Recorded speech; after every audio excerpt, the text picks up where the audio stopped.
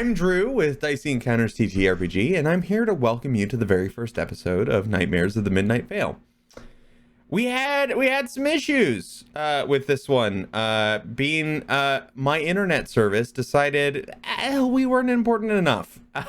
So we had to splice together some spots for the video and for the podcast to make it a little more cohesive for when we, I don't know, disappeared out of the ether for a little bit. But we fixed it.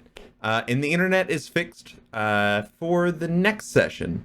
So, with that being said, I hope you enjoy this episode. Okay, bye!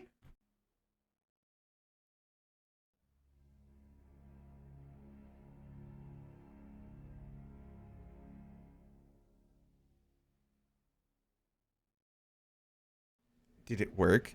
Did I do things right? It kind of looked... Jakey, who are you talking to? We're on the stream. Oh, I was calling you. I was holding up and I was like, hello, how's my reception, Droopy Doobie? I'm going to be honest, when I said no, I forgot I was holding this to my head. Incredible. Oh. Continue. You did it right. Great job, Droopy. Keep going. Yeah! Hi, everybody. I'm Drew, your humble dungeon daddy for the evening. And I would like to reveal these wonderful people I have over here. So, I don't know, go ahead and tell the people who you are. I don't care. Someone go. V, you go first. Why not? What do you mean? I don't know. I just saw you in my sight, and it's you. Damn. All right. Just because I'm just the hotness right now. That's why. Hello, friends, Romans, and country beans. How we doing tonight? I am V/Vela/Rin/3 dogs in a trench coat. Woof woof woof. My pronouns are they them. I play D&D, and that's what we're gonna do tonight. Oh yeah. Also, it is nighttime for me. What up? Nighttime. Daytime. I'm throwing it over to Jakey. Hello, I am Jacob Man Artistry. I'm a gamer who likes D&D and pals, and pay no attention to what's right below me, which was supposed to be hidden, but don't worry about it. It's okay, the bit's gone. It's all good. Hilarious. Weeks Incredible. gone immediately. It's fine. That is very good. Incredible. I just looked so over and I was funny. like, huh, that's neat. Anyway, yeah, I go by he, they, kind of anything, and I really am excited to play Dungeons & Dragons because it's not only been a while since I've played D&D, as a player, it's been a while since I've played on stream, and so I missed all y'all faces and whatnot. Yep, Jen's turn. Hi everybody. My name is Jen, or Blaze of Jen. My pronouns are she, her, and this is my first ever stream ever of all time. So please be kind. But yeah, I'm a tarot enthusiast and I'm just a normie. So yeah. Yeah! Yeah. I tried to hit that when you said it was your first time like streaming. I was like, yeah, and I clicked it and it didn't go, and I was like, uh-oh, this is Cheers awkward. for normie. Yay! I am not gonna lie. I did my best to try and fix the title, and I'm like, it's too late. It's too late, Drew. Oh, it's fine. It's fine. Hey, you know what? The bit still stands. We got this. Yeah. It's gonna be great. Drew, Yeah. Streamlabs doesn't want people sending long messages in chat. Please write that down and we'll fix that later. Got you. This is not a problem to fix now. Friends, just Bear with Streamlabs. the first episode. We got this. I totally know what I'm doing. It's all good. Yeah. I don't even know Streamlabs? where I am right now. So we're good. You're Streamlabs, I home. swear. Streamlabs, if you talk bad about my friends and tell them to stop sending long messages, Streamlabs. Streamlabs, I don't even know who you are, but you're already giving me bad vibes. Like, I'll fight. I'll fight for Streamlabs, verity. could you just, Yeah, honestly. like, So, SMH my head, my dude. with all that being SMH said, my head. does anybody have any promo stuff they want to talk about? I do. Oh. I do. Okay. Hello. Hi. Hi. Some of you may not be aware, but Drew of Dicey Encounters has been working with Wild Earth Dice, and they just pushed out a Kickstarter today. It's already fully funded within 30 minutes at noon on a Tuesday. Unheard of, quite frankly. Yes. And I hear the people who run it are really cute, so maybe you want to go check out. Also, the dice are so pretty. Holy, I'd so eat 'em. pretty. I pre-ordered good. every set. Incredible. Did you Every actually? set. Yes. But, Incredible. but wait, Jen, there's more. There's 2 more Oh, designs that are coming out. Well, I'll just adjust my pledge. Mm-hmm. Obviously. Kickstarter, what's way up. to go. Hey. Jen knows what's up, you know. Awesome. See, So see, yeah, chat? so check that out, friends. I'm sure Drew has a link that you can drop. Yep, it'll pop in there at some point in time. Yeah. Link got Ad dropped. break. Yeah, I don't know. At some point, it'll pop in. It's on a timer. I don't know how long I set the timer for. I don't know. But chat, I'm just wanting you to be aware that I was not the one that did the promo for myself. We're past the red Is that gonna wagon be the in. thing where we do each other's promos? I guess so. Yeah, why not? Drew, is my check in the mail? Yeah. Got you. Yeah. Got you. Thanks, Yeah. babe. Thanks, babe. Yeah. You just open it's a Are we giant actually red check sponsored? mark, and it's like, what is Yeah, this? absolutely. No, honestly, if it was just a big tick and saying good job, I would appreciate that almost as much as I would appreciate money. Honestly. I got you. I will Everybody send sees you that. standing by the mailbox, hand on the mailbox, scream, crying, and they're just like, "You good? What did you get in the mail?" And just turn it to them, and they just, cool, neato. It's fine. And if I'm not mistaken, Jakey, you also have something to promo. Do you not? I didn't know I was gonna be promoting things. I mean, kind of. I'm a DM on Start Playing. If you go on startplaying.com/JakeyBoy, you can play Dungeons and Dragons with me. I'm a paid DM. You can book me if you want. It's pretty sweet.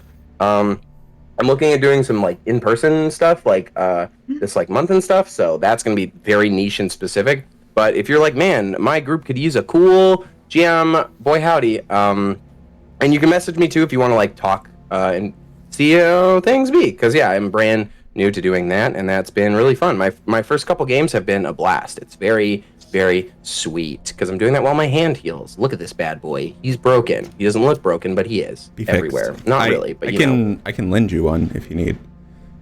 You know what? No. Wait, sorry. Let me do it again. did. You know what? Yeah. No. Oh, that's actually awful feeling. Anyway. You repping Giga today? Yeah. I can say from experience that Jakey is an amazing GM. 110%, just mind-blowing, emotional damage all over the shop if that's what you're looking for. If it's not, tough shit you're getting anyway. But luckily It's a good tonight time. you get me. Yeah, if you want to cry during D&D, then like give Jakey the opportunity, and you will. This is true. Oh, it's my True that, it's my true that, pleasure true to that. make people cry. It's very fun. And then we play Dungeons and Dragons after, and then you cry again. You know, it's just an endless cycle of crying in D&D. It's mostly me crying, but it's okay.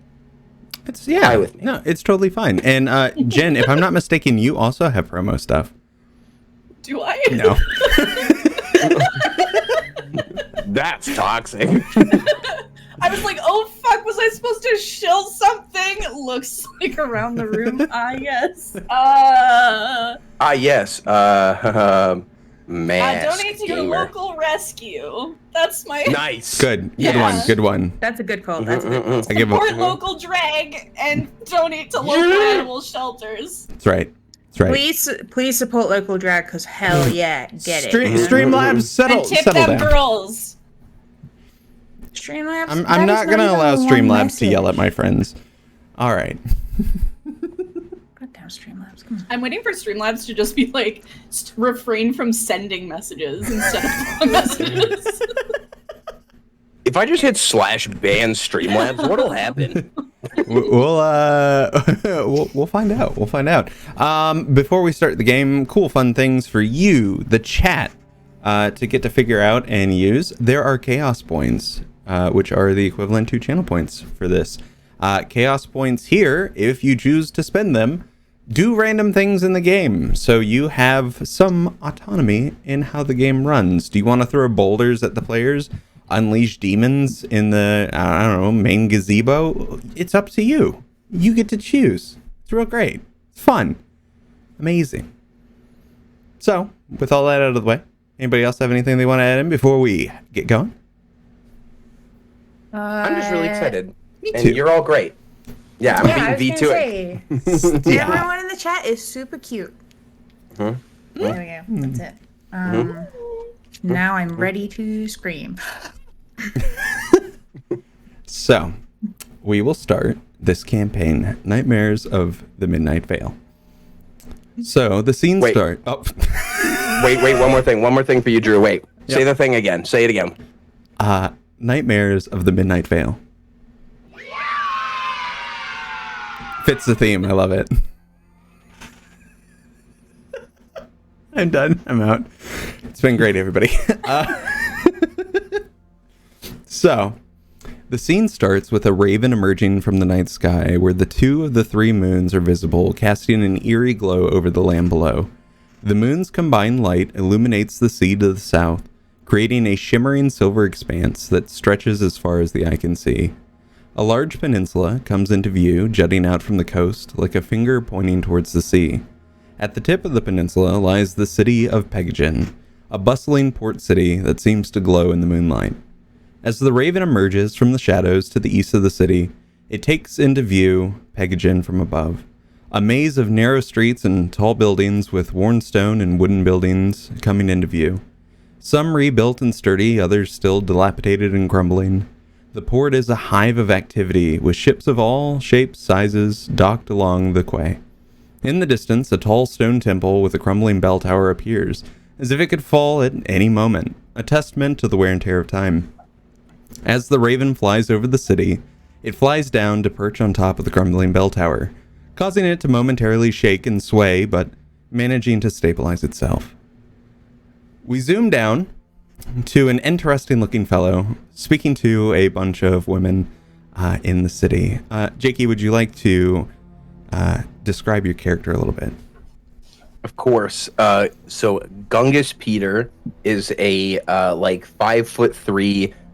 He looks like he's a mixture of a goblin and bugbear, but he's more of a troll, you could say. He's got long hair that kind of like drapes from kind of everywhere. It's very patchy. Hooked little teeths that go in every which direction. Big ol' eyebrows. And he's wearing a jester top that's like tied off in the middle, and then he's wearing just like a little Speedo that like his little Grinch butt cheeks get like pushed together really good. He's very fuzzy, but looks like that his as much like body hair he has, there's probably like little creepy crawlies under there as well.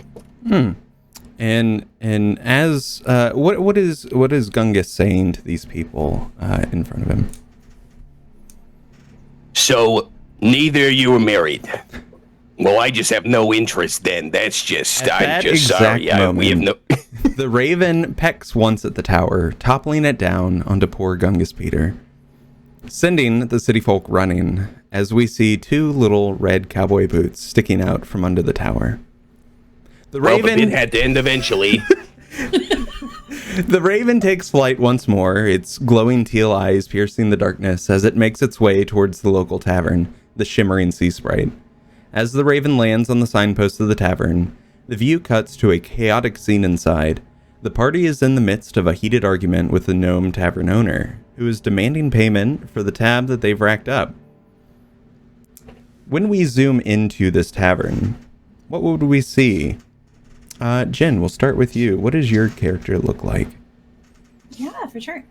So Deirdre got kind of like wavy pointed features, and like short blunt cut like green hair, with like ears coming out to a point. She's wearing like kind of just like a little like fluffy shirt and a big fluffy scarf. And the shirt has kind of like illusory butterflies like occasionally just like fluttering their wings. Amazing. And V, could you describe your character a little bit? Yeah, absolutely. So, sort of like, 5'6", 5'7", sort of that kind of ballpark. Very kind of like, I don't want to say soft, but it looks, there's a little bit of a shine to it. Very smooth features, essentially noseless. And instead of hair, there are these thick tendrils that kind of fall down the back of their neck that turn into this vibrant blue color. Wearing just a mismatch of clothing that they've clearly just picked up and gone, well, this is what people wear. And additionally, Simpsons hands. 3 fingers instead of 4.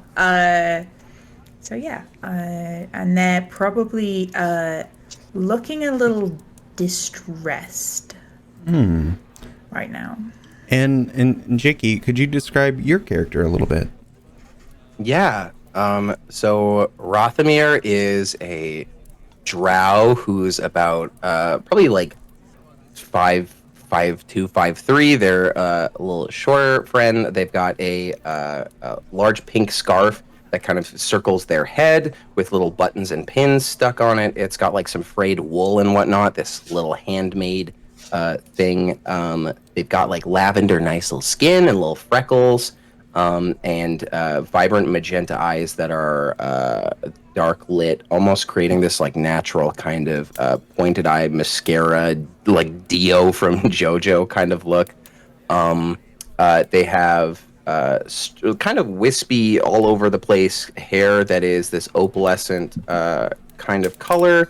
And yeah, they're just wearing like very baggy clothes that just kind of swallow them whole. And I think similarly to Hope, they are just like kind of rubbing their hands manically, looking at the papers and things presented, and just beads of sweat of like, that's a lot of dollars. Yeah. Amazing. So with that being said, and your character's described, the gnome owner looks at you and he's like, You having a sit down wee bruv? You come in here and you rack up this bill. You're not planning on paying on it. These two don't even have money. How are we gonna solve this? I'm so I left for 40 minutes. I had assumed things would be cups of water, and looks at both of them very pointedly. How, if you were to put a gold value to how much was spent, what are we looking at, friend? You're looking at 100 gold pieces. I don't even know how you even managed to rack that up. Cool. Yeah. Rothamir just slumps back in the chair. It's just like, I see. You three just wait right there. I'll deal with you in a moment. as the tavern owner walks back behind the bar area, seemingly trying to find something. Is 100 a lot? It's not a small amount of money. So it's like a medium amount. Yes.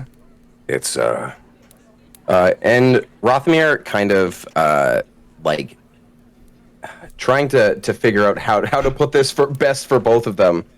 It's like if you...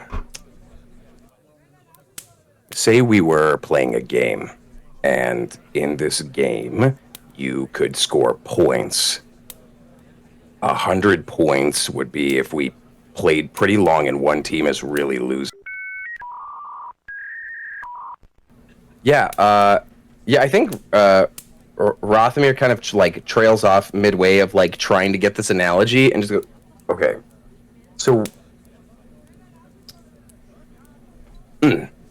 Say for both of you, because I know this is going to land. You walked into a bear's cave. The bear was hibernating. which is it's sleeping, and it said you could have some things, but accidentally you took the things that it didn't want to take, and it woke up early and is now upset.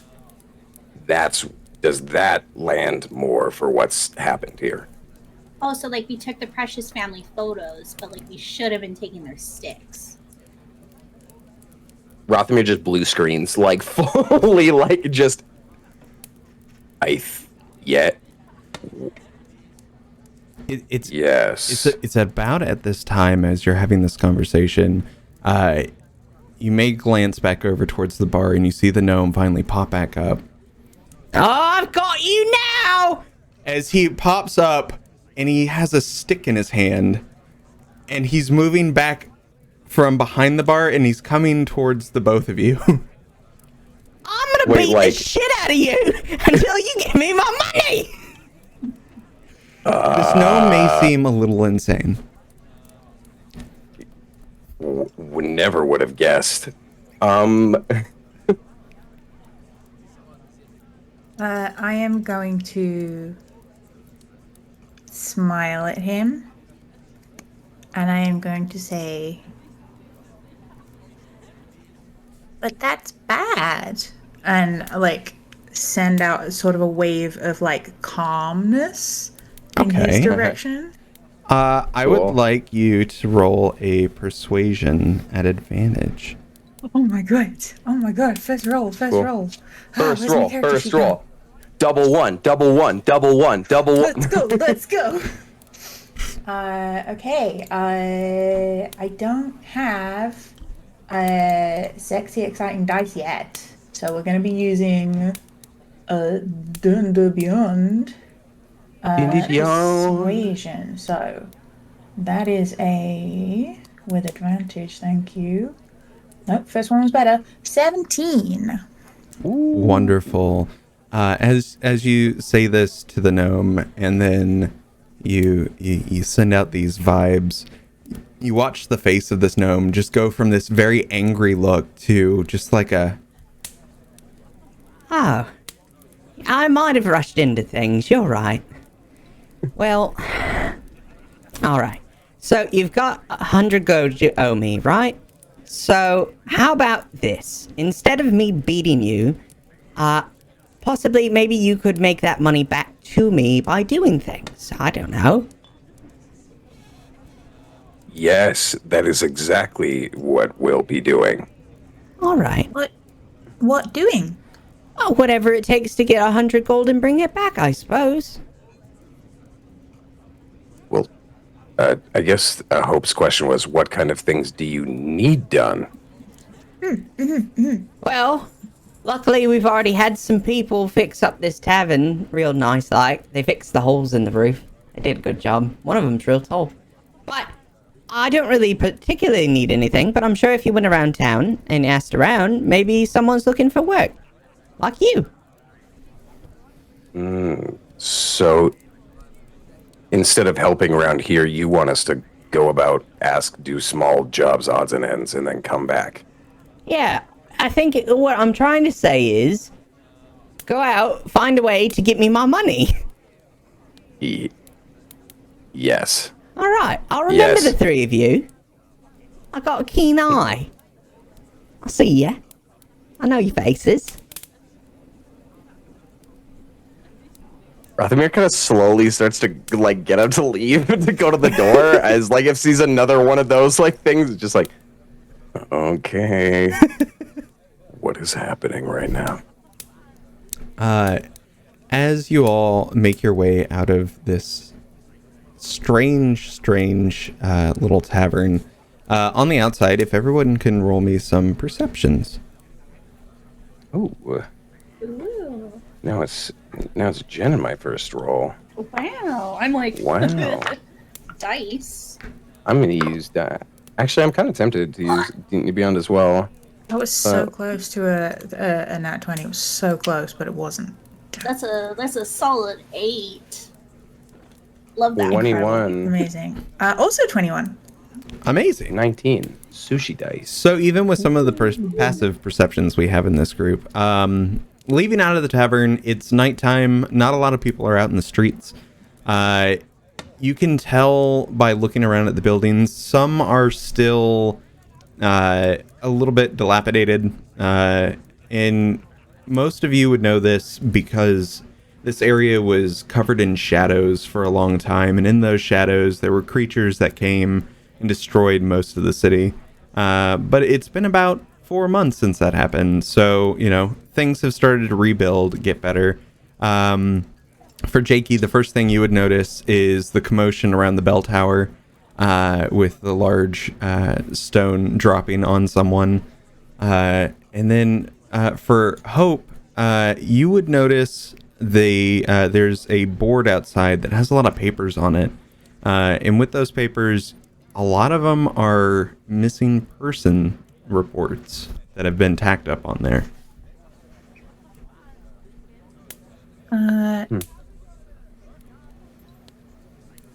I think Rothamir gets a little, mental poke and, the sensation of curiosity.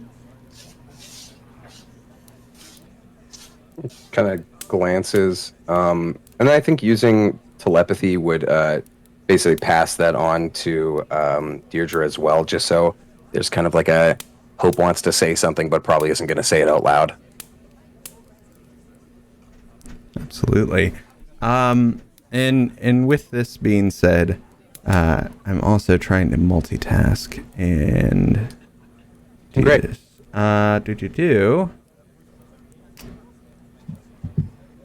I will figure that out later. For those that are getting ads, I apologize. But with that being said, checking out these posters a little bit better, you would see there's roughly about maybe 5 or 7 up there. Different ages, different races, different genders, all up on the board.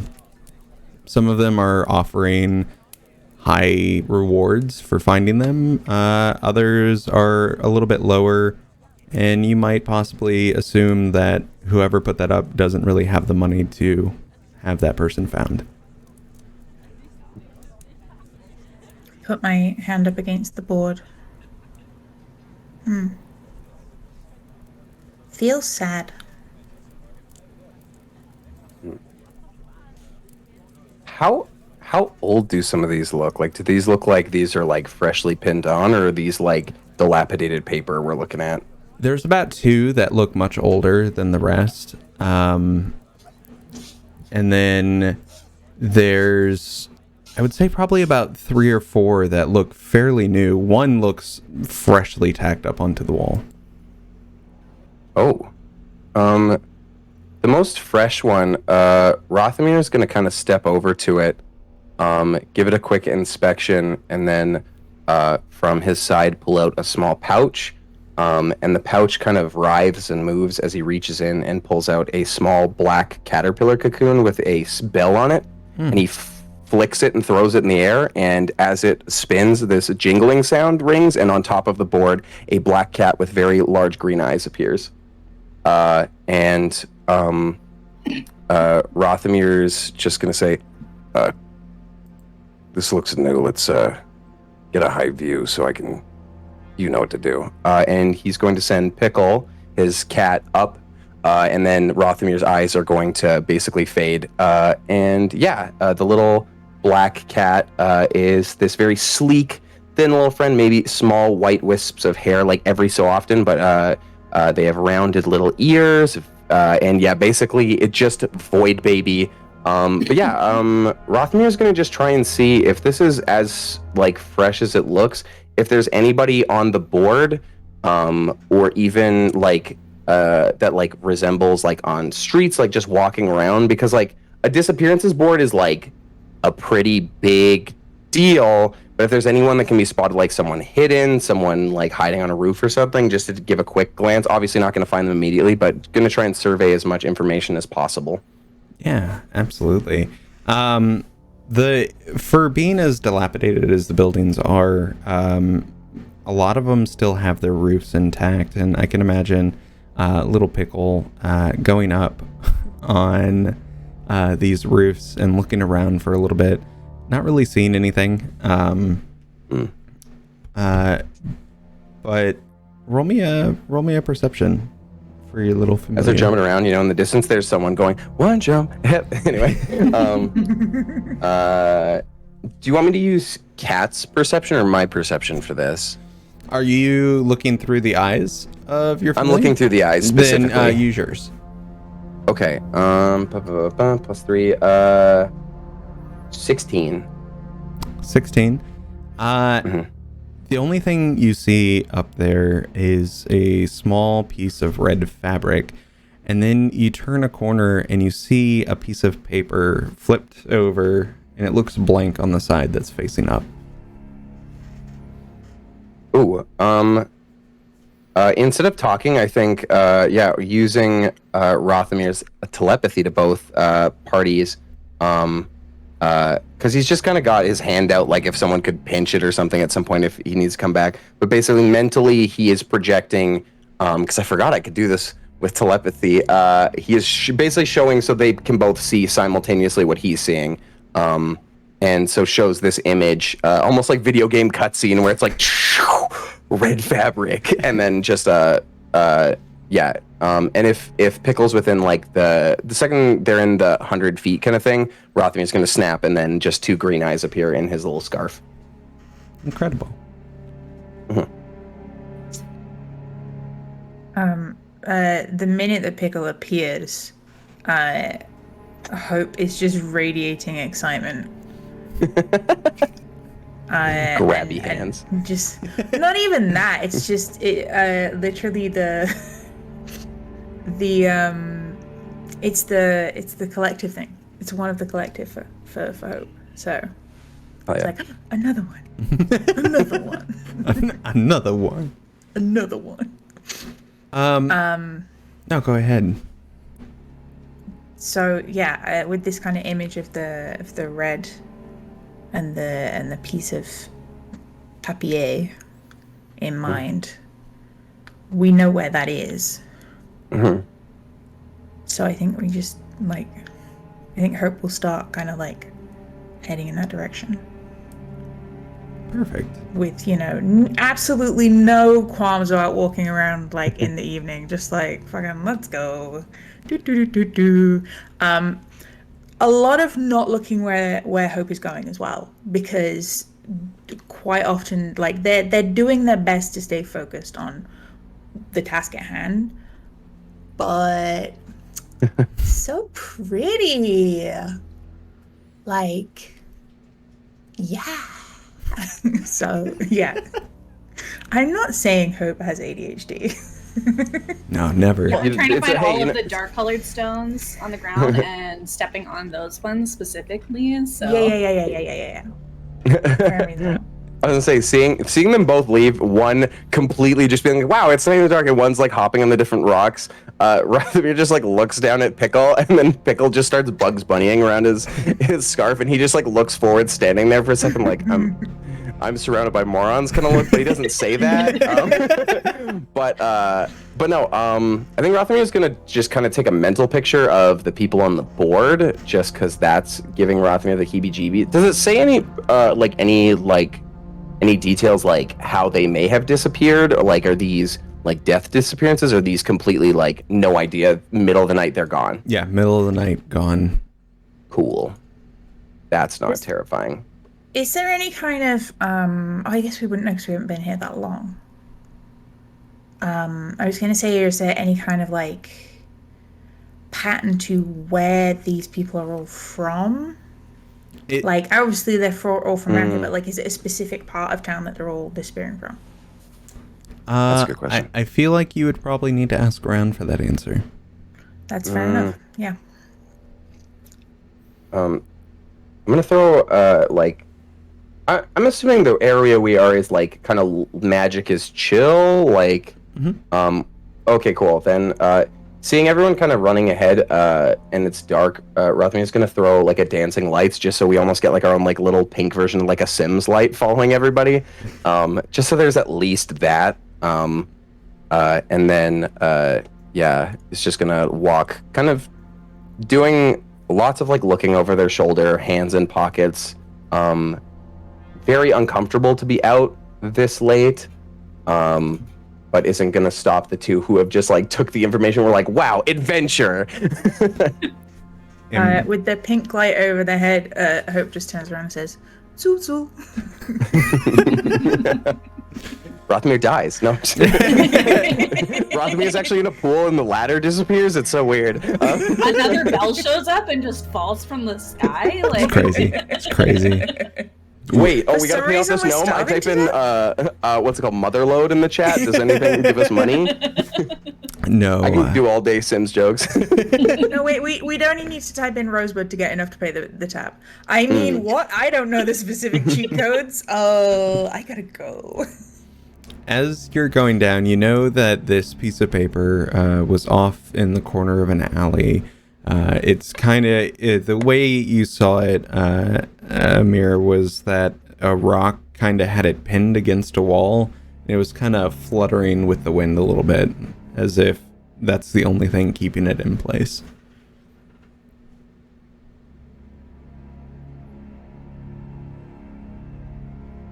As you go down this alley, up ahead you'd be able to see it. It's about 20 feet away.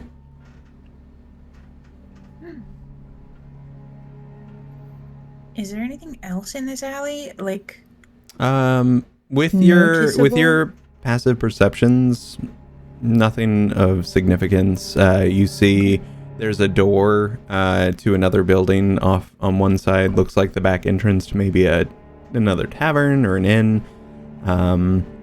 You see some rats scurrying around, but other than that, nothing really of any significance. there is very briefly the thought of strawberries, and then it vanishes as concentration is back on the task at hand. Yeah, let's go check it out. Let's go poke at a rock. Seems like a great idea. I know what you're talking about. As you approach this area, again with the passive perceptions, nothing really seems off about this. It's just a rock kind of wedged up against a piece of paper. It's laying on the ground. It flutters a little bit with the wind and then kind of dies down and lays back down on the floor. Having a very familiar relationship with rocks and finding things underneath them, I am going to I'm still standing up, but I'm just gonna bend over completely, approach it with my head kind of upside down, and just very gingerly, one hand on the piece of paper, one hand on the top of the rock, and just very gently lift it to see if there's any bugs or anything hiding underneath it, because I don't want to disturb their home, Love me a good rock. You lift up the rock, and there are 3 roly-polies underneath. Oh my gosh. But you also now have the piece of paper in your hand. Well, I will gingerly put the rock down so that the roly-polies can go back to sleep, because it's getting late. It's getting late. Roly-polies need their rest. They do. As you hold this Piece of paper. as you hold this piece of paper, you're looking at the blank side, and you stop and you flip it over. And on the opposite side is something really interesting looking. There's images of these circus tents. And then you see a face of a goblin on the front, large mutton chops, black top hat, and on the front it says Indigo Orchid Festival, now in town. And the little images are slowly moving on the piece of paper. I'm gonna flip it the other way so I can show everyone else. Emir, this? Kind of glances down at Pickle, who's still Bugs Bunnying around, I think that's a festival ad. Thought it might be another page from the board. We can check that out if you guys want. Festival.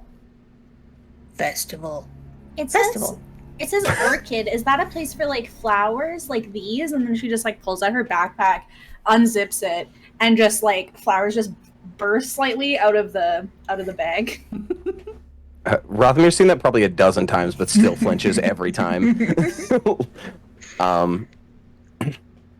Yes, I think so. I'm assuming it's And like going up, so it says Indigo Orchid Festival. Does it say anything about it? And is this anything we've heard of? There's little text on the bottom. It says, "Come for a great time. Bring the whole family. See sights you've never seen before." And that's really about it. It doesn't give a location of where it is. All you know is it's in town. Oh, I can't bring my whole family. I mean, I'm assuming that's for advertising purposes. I think it's just, bring as many as you can. So we could all go together as friends, family. Rothamir cracks the most uncomfortable smile. So, like, if they're not here, I can still go? Yes. It's not a stipulation sort of thing. It's like, they're saying the carnival is so good you'd want to bring your family if they could show, but Oh. I mean, It's like I can tell them about it later. Carnival. Rothamir like glances over, like still getting used to this like parroting thing, hearing their voice. It's like, yes, carnival. Like, it's like a big party. Party. kind of looks to Deirdre Party. for clarification. Party. Like, did I get that right? But then realizes Deirdre probably won't help in that regard. So then Rothamir like- does the. So, like, when somebody says, like, it's a party, is when they pull out the bottle of wine and drink it to themselves. Like, that's... Rothamir just like, Oh no. She's just stuffing the flowers back in the bag to zip it up again.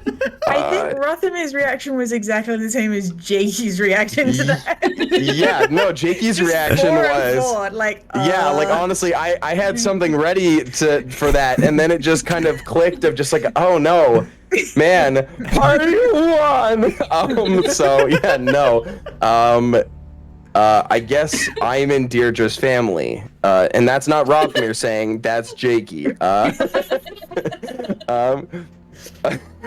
Incredible. Anyway, yeah, no, I think Rothamir just kind of does one of those.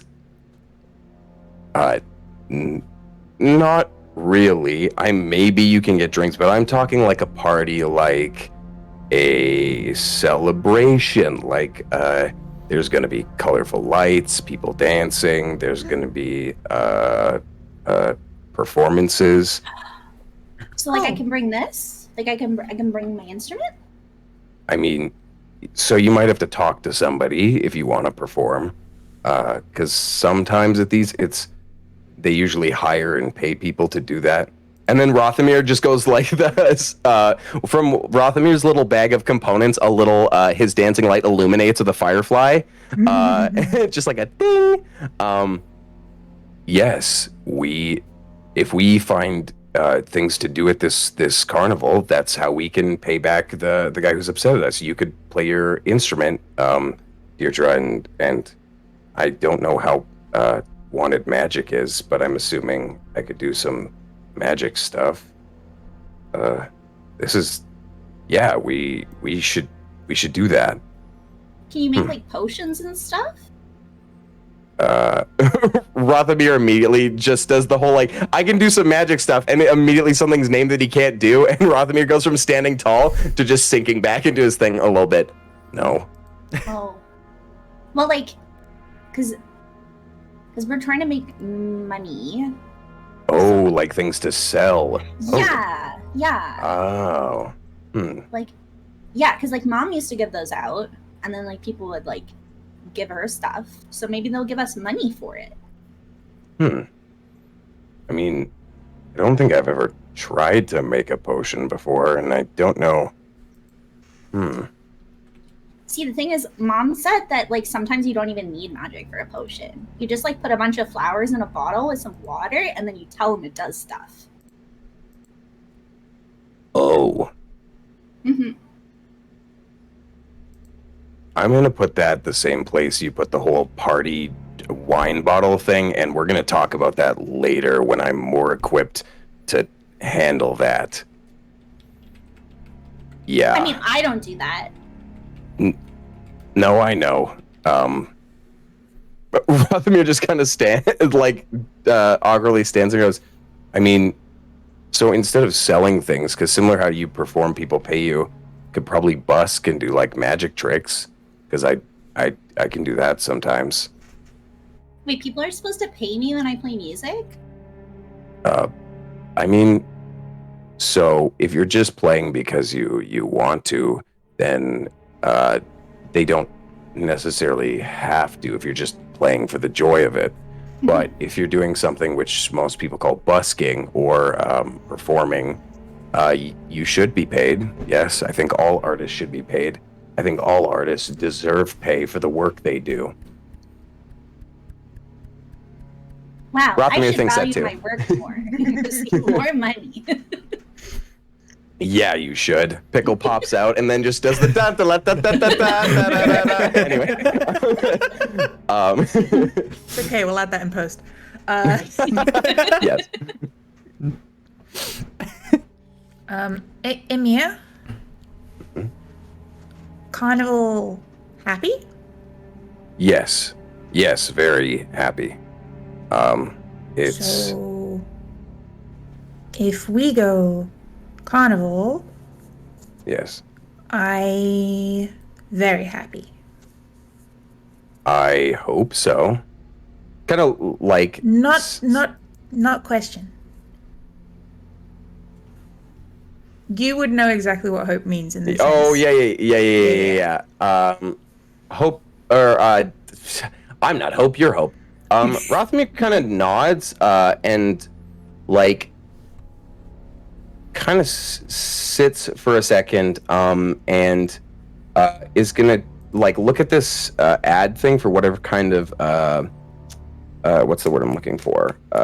Like whatever specific information about people working is there, and Rothamir is gonna try and write down almost like a little prompt thing, like a resume, if you will, of like describing the skills of the individuals here right now, because I think Rothamir is kind of piecing together of like, okay, so we have someone who's very good at performing, someone who can like make people genuinely feel better and do like magical things, and then can make like, and I can make some magic tricks and stuff. So I think is kind of writing like a proposal thing of like, hey, you should pay us to assist at this carnival thing, and he's going to try and make it look as official as possible. Sitting in this alley. Go ahead and do a sleight of hand on that one. Let's see how good that one looks. I'll absolutely do that. Okay, sleight of hand. I didn't take proficiency in that, but that's A-okay. So that's still 18. Yeah, it looks pretty professional. Nice. Yeah. Just gonna kind of stand up, present it to everybody, and be like, "How'd I do?" It looks very pretty. What is? So, sometimes when you go somewhere to do something, kind of like those boards there where they're looking for people missing, is you kind of write down what skills you have and the things that you can do, so that they're more likely to value that and want us to do that. Because if we just show up and start doing magic, then they might not keep us around. So it's like when you shouldn't play instruments inside, like they might also make that like inside. Yes, and this is, if they accept this, that means that during this carnival you should play inside, or kind of anywhere. They might ask us to do certain things. We show this, they pay. Yes, hopefully. God, I hope so. Rothamir opens their coin purse, and like not their component pouch, which specifically has little bugs in it, but their coin purse, and a fly flies out. Just makes like the sound. Yeah.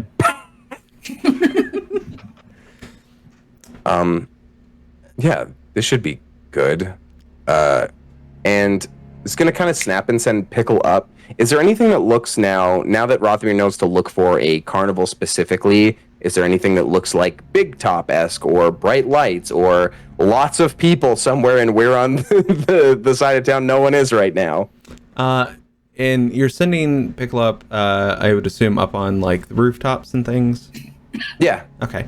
As you get up to the top of the rooftops with Pickle, you look around and it looks like to the east of the city, closer towards the river, there are lights off in the distance that are kind of doing a little flash here and there. And if you look real close, you can almost see it looks like one of those spotlights that's just circling around in the sky. Yeah, Rothamir's gonna project that image into their compadres' heads once again, and then return Pickle to their little Bugs Bunny tunnel. I think that's where we should go. Unless somebody has a better idea. Probably does, but yeah. No, your ideas are good. Head empty. Deirdre, Same.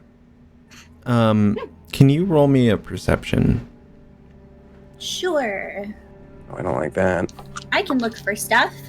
Maybe. We'll see. That's a solid, is that, I don't know. It's a 10. A 10? Okay. A very, very average roll, you know? As you're getting the last few flowers back into the bag, you notice something in your bag, 3 somethings that were not there before. You take a little closer look, and there are 3 tickets, purple in color, sitting inside your bag. Wait, This went from great idea to I don't know if I like this anymore. wait, what are these? And I just pull them out. Rothamir does the same flinch he did before with the flowers. You're not flowers. Get out of my bag.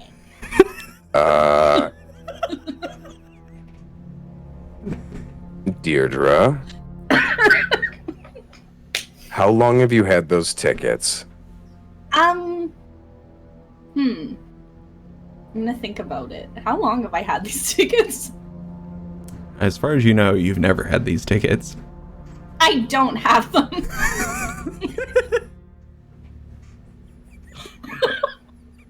Okay. There's so much. Rothamir's gonna kneel down, and I'm assuming the throne tickets at this point. Just on the ground. Yeah, they're just kind Is of it- like they flop with the wind every now and again. They get pushed a little bit further away.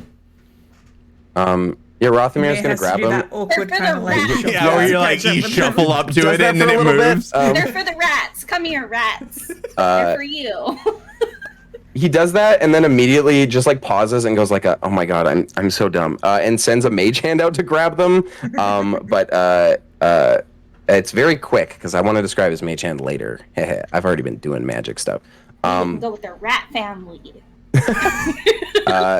Looking at these tickets, I'm going to assume Indigo Orchid. Do they match like the design of this poster and everything as well? They do. There is a goblin's head, mutton chops, black top hat on the front, and it goes from just this like passive facial expression to a smile, and you see the little sharp goblin teeth every now and again.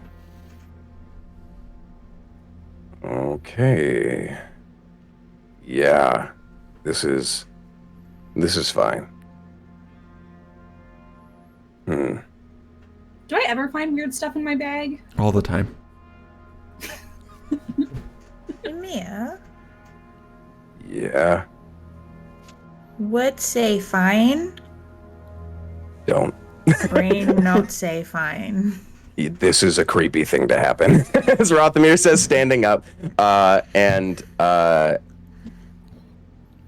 We were just talking about going to this carnival, and now we have tickets. And we're this the kind of standing in a thing- dark alley. Is this the kind of thing that happens to me sometimes? Where like I talk about a thing and I open my bag and there's something in there? I would say yeah. That would occasionally happen to you. Oh. Like, that's weird? Wait, so if we took money, Yeah, I don't have Open any bag. money. I really need some money to pay back. You Unknown. frantically look in your bag for money, and as of right now, there's a few random bits and bobs, but no money. oh shucks. That whole time while that was happening, Rothermere's like standing there with the tickets, pretending like, no, there's no way that could look, but keeps like looking like, please God, let that work. I don't want to be in debt.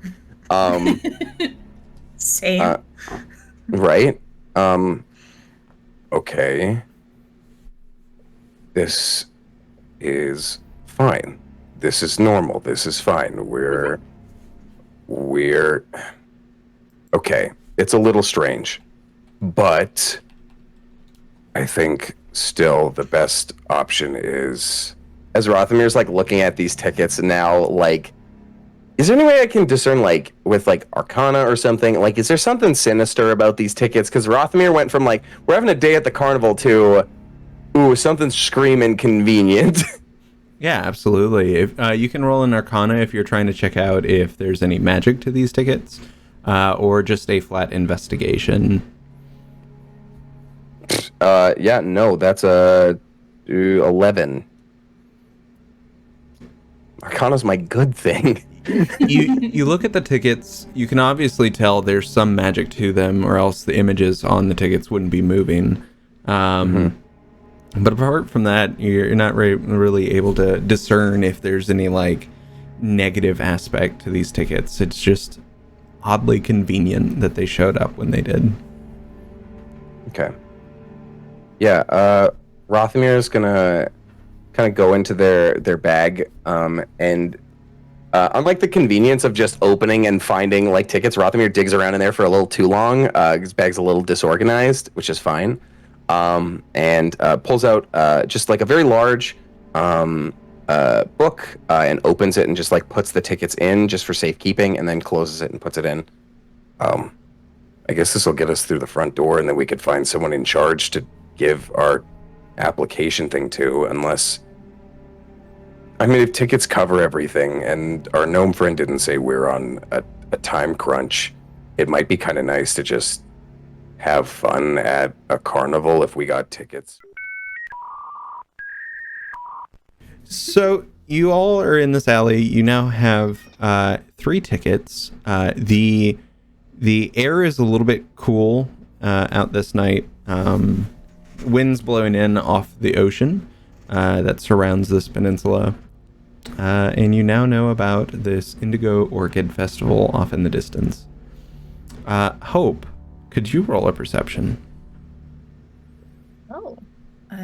Yes, absolutely. I hate this. Here's the thing. I like this carnival vibe. I like this fun, festive atmosphere. I hate this because I know that the title of this is Nightmares of the Midnight Vale, baby. And I know, and we talked about this with all of our stories and our different things, and I signed up for like a little creepy, spooky game. So I know this, but I still hate it. Like, You know? I know I signed up for this, but can't we just not? You know? That is a 21%. You notice one of your pockets feels just slightly heavier than it was when you first started this conversation. Oh. As you reach into your pocket, you pull out 3 copper coins. On the fronts of these Yeah. coins, you would see a goblin with large mutton chops, a black hat, and a grin. Emir? I swear to God, if you found something weird on your person, I won't know how to handle this information. Yes? Nothing. Puts his hand out. I don't want you. I won't be upset. I'm not upset with you. This is just getting more and more unnerving. Emir, already upset. I'm fine. He is clearly not fine. He is doing nothing but at this point to hide that. Yeah. It's time for party of one. Looks like he's about to say no, and then just and then starts patting his pockets down immediately, just rapidly. There's nothing extra on your person. Oh, thank God. Has Pickle got something though? Would you like to check? I'm gonna check Pickle. Pickle, as you take them out, does have something, in fact. There are Incredible. 3 yellow strands of fabric in Pickle's mouth. I whisper, I trusted you. Fully knowing it's not Pickle's fault, because we have that telepathic bond, so Pickle knows. But yeah, Rothman's gonna just gingerly take those, and I think stands up straight, we're good. This is fine. We should start walking this carnival because I do not want a clown to come out of one of our bags. Is that a thing that happens? Finding random tickets, coins, and ribbons is not. So maybe today is kind of a first for me. It has to be a small clown though, because my bag is not big. Hope thinks through the Rolodex of thoughts, finds the one for clown, and then a look of sheer terror passes over Hope's face. No clowns. No clowns. But that's just gonna be some small person acting silly, right? You're acting a clown. Just a silly little guy, you know? Yeah. It's their first day. First day. What? Wait, is that a type of person? A clown? It's a profession. Let's walk and talk. Before leaving, though, Rothamir's going to quickly kneel to the rock and finds where one of these pulleys would have shed some skin, and then reaches over it, and his hand illuminates, and then a pulley rolls into his component pouch from the shedded skin, and he gets up and walks out of the alley with his hands in his pockets and a smug smile. You all continue down the streets, oddly empty. Flames are lit in little torches that keep the streets alight. And I assume you start making your way towards this carnival. Making our way. Yeah. Through town. Yeah. Yeah. I think Rothamir's, while we're walking, is inspecting these items, is trying to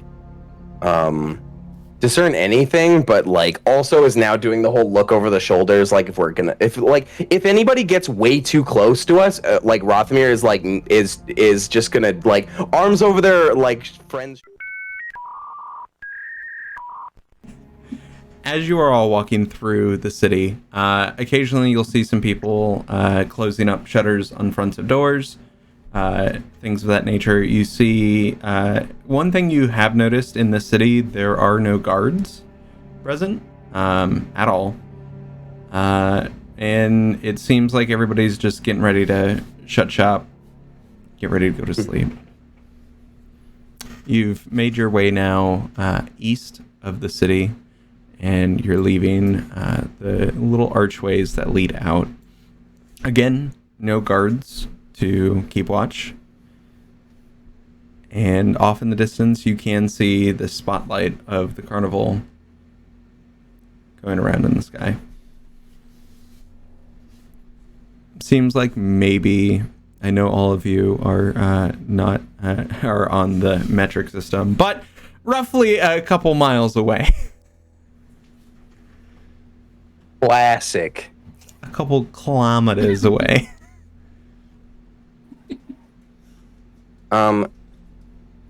Yeah, while we're walking, Rothamir's just doing that kind of now has like beads of sweat going down their brow because this went from a good idea to now feels threatening, and looks into their bag once again, and then just immediately closes their bag and wraps it and seals it shut, and then just shakes their head and keeps walking. Emil, what does Rothamir Collective think? And I gesture to Pickle.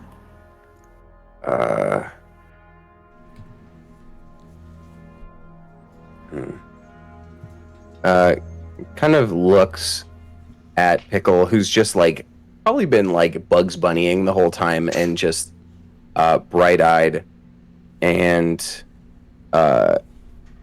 looks a little more calm for a second. I think Pickle is glad to be around good people, even if things are scary.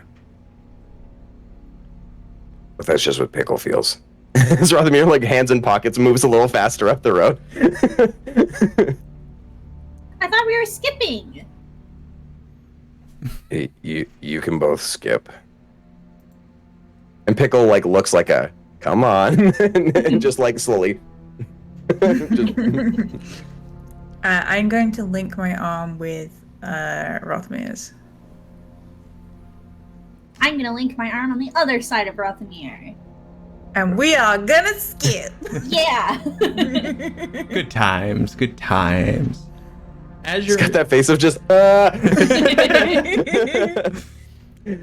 This is skipping. So as you find yourself skipping through the darkness, through some hills, towards the forest, you start to hear the sounds of carnival music off in the distance. You start to hear someone off in the back yelling out, "Bring your tickets! Bring your tickets! All you! Hey! Hello!" And there's a surprising amount of people at this carnival.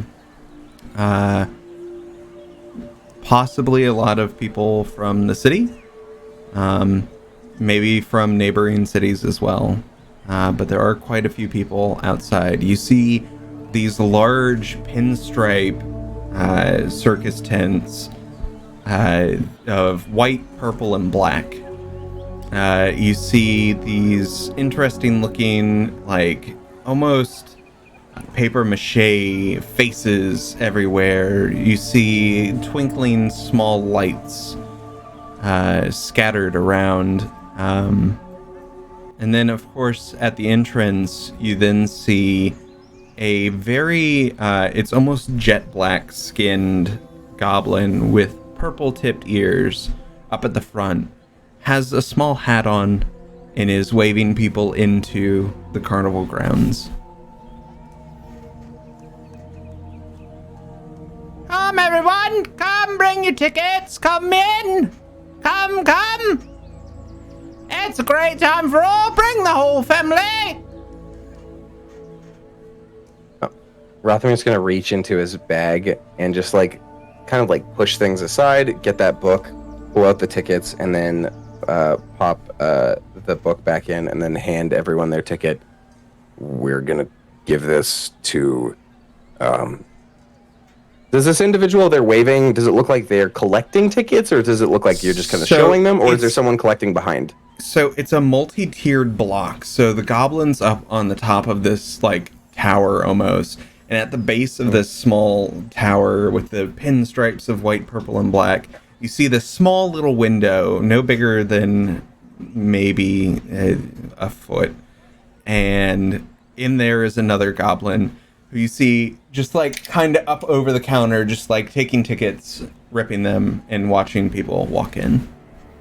Okay. So, you both see the nice goblin there in the glass.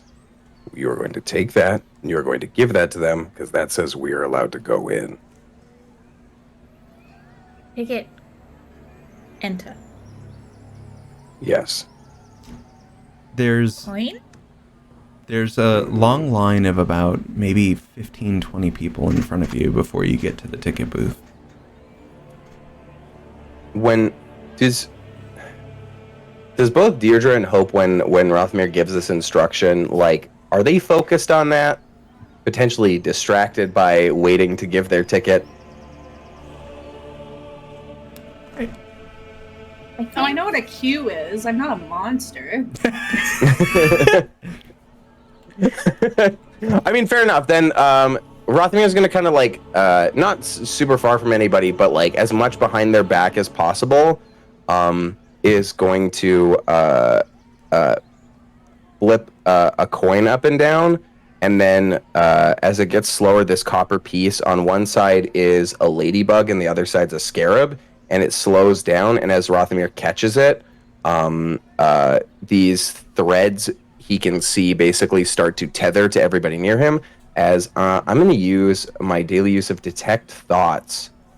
So I'm not going to probe deeply into anybody's mind yet, but I'm reading surface level thoughts around and basically would like to know, is there anybody here who just magically got a ticket as well? Is there other people who are under like stress or anything? Like Rothamir is still very much suspicious brain, so just wants to read as many minds as possible. And then the second that someone has that same thought of like, hey, I just found this ticket and decided to show up, then Rothamir is going to get them to do, it's a 14 wisdom save, just to, or wait, why is it 14? I think my DC is 16.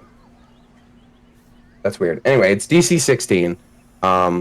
So it's a 16 save, just to see, yeah, like how, what's the word? Basically, is going to probe their mind to see what's in their thoughts. Yeah, go deeper of like, how did they get these tickets? Did they just appear somewhere? And what's the deal? But yeah. So, scanning the minds of a few of the people near you, there are two. There's roughly, I'd say, there's probably like two groups behind you, and then of course the 15, 20 people in front of you. There's two thoughts behind you that have that similar kind of like, this is real weird. And then there's other people around you of like very excited emotions going on in their thoughts. Not really thinking about how they got there, but more along the lines of, wow, this is really exciting.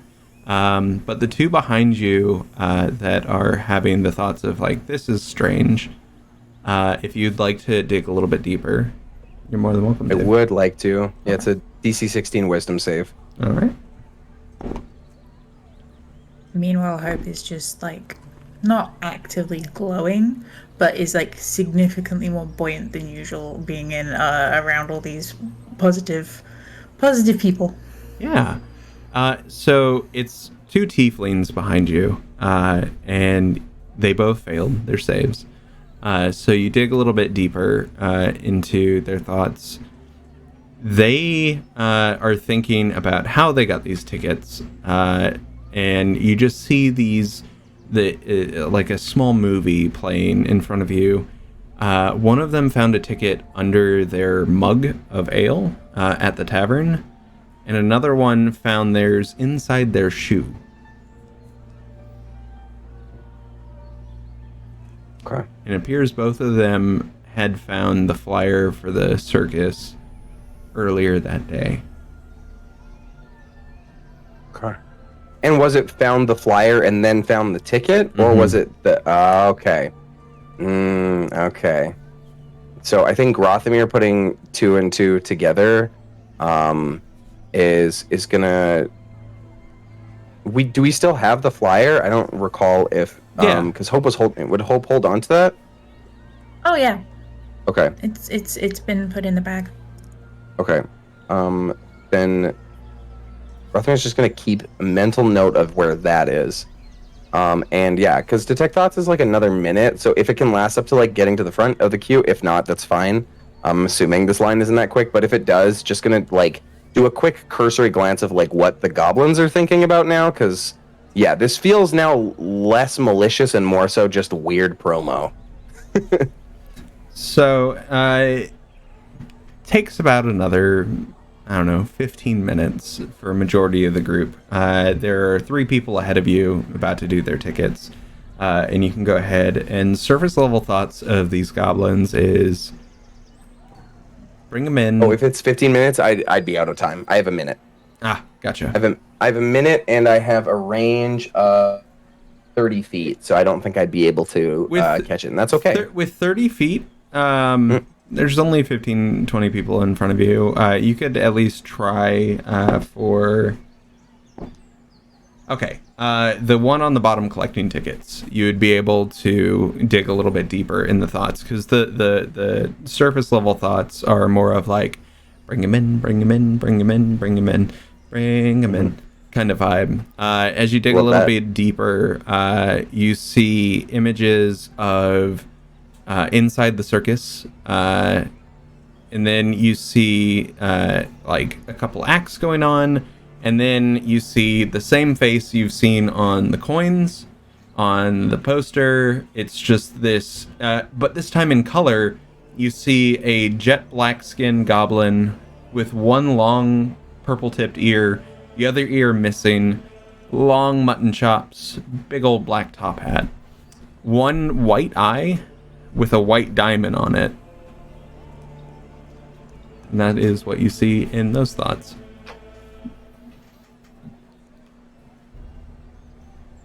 I just had a horrible thought.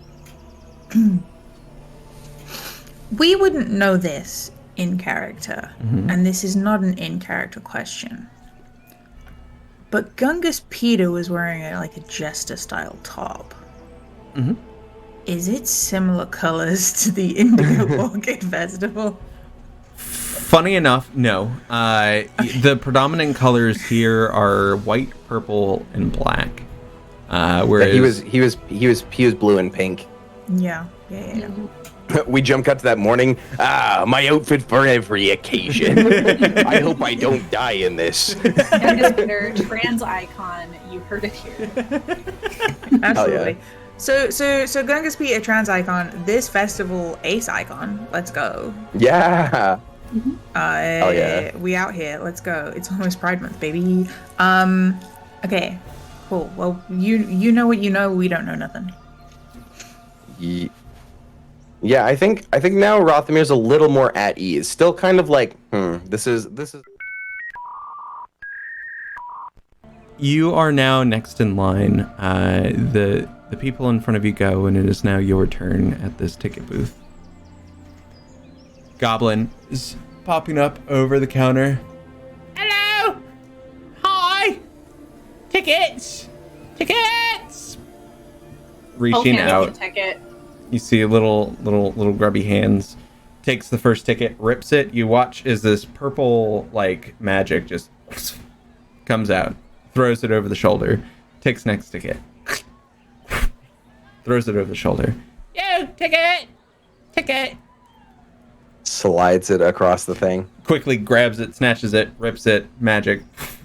Throws it over shoulder. Each one of us, it had a purple wisp come off, yeah? Yep. How many wisps came off my ticket? 2. Noted. Goblin on the... Pickle. Goblin on the bottom says, all right, go! Does the... yeah, and just tries to, does the awkward shuffle in.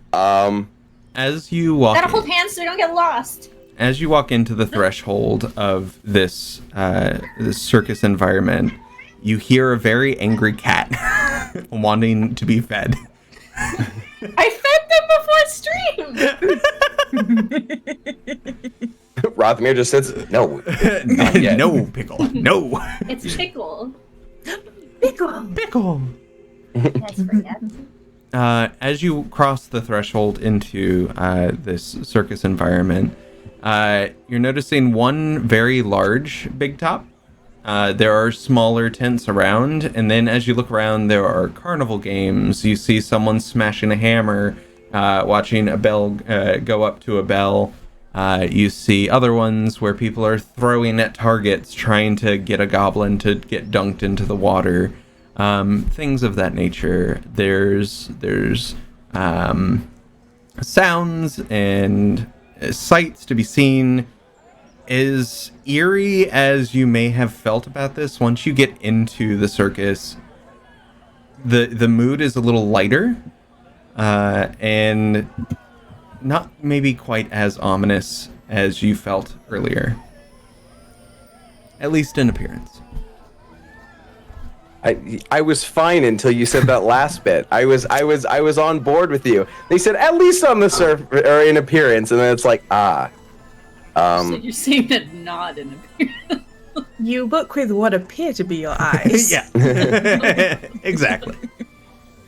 I think Amir immediately just like goes from like, okay, you guys like get like do the tickets thing, like I'm gonna lead us to victory, and immediately is just like there's so many people, and I think is just like shrinking into their clothes, and kind of looks to the two of them where they want to go. Need to hand in this piece of paper you made. Oh yeah, that's a thing. Yeah. Who needs paper?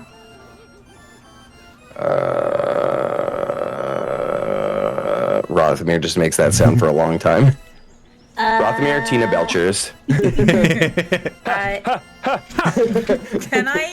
Can I start looking around for like somebody who like clearly works here? Yeah, with your perception, you would notice it appears that it's solely run by goblins. These interesting.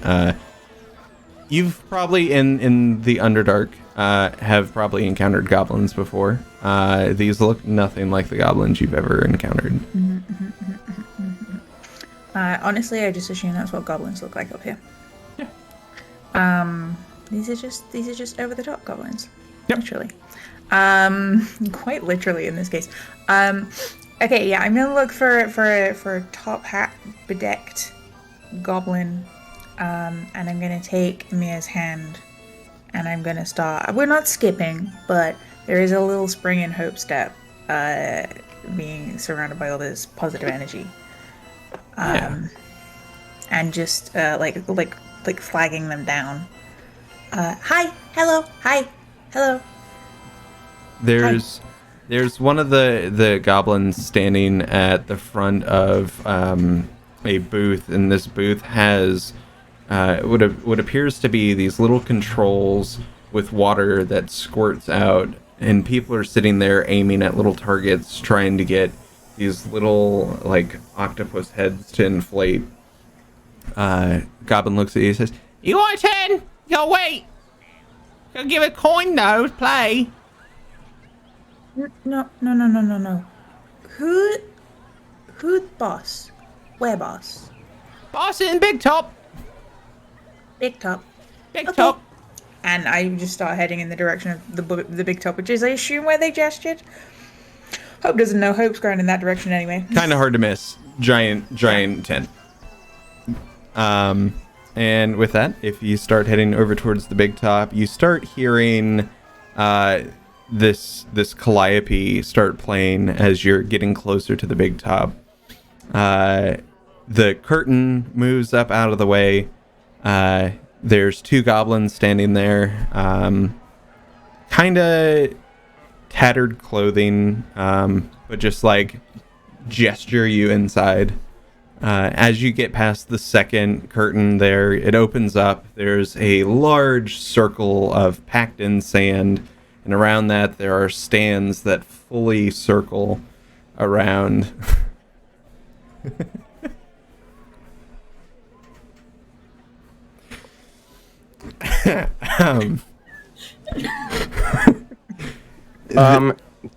Because we're all pausing. Let's name the elephant in the room. In the chat, we got it's the lack of big bottom representation for me. And just let it be known, there's 3 on the other cams here, so there's plenty.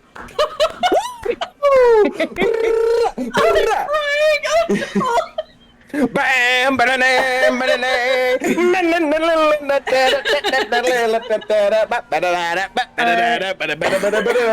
anyway. Jakey, Jakey, first of all, bold of you to assume the size. Second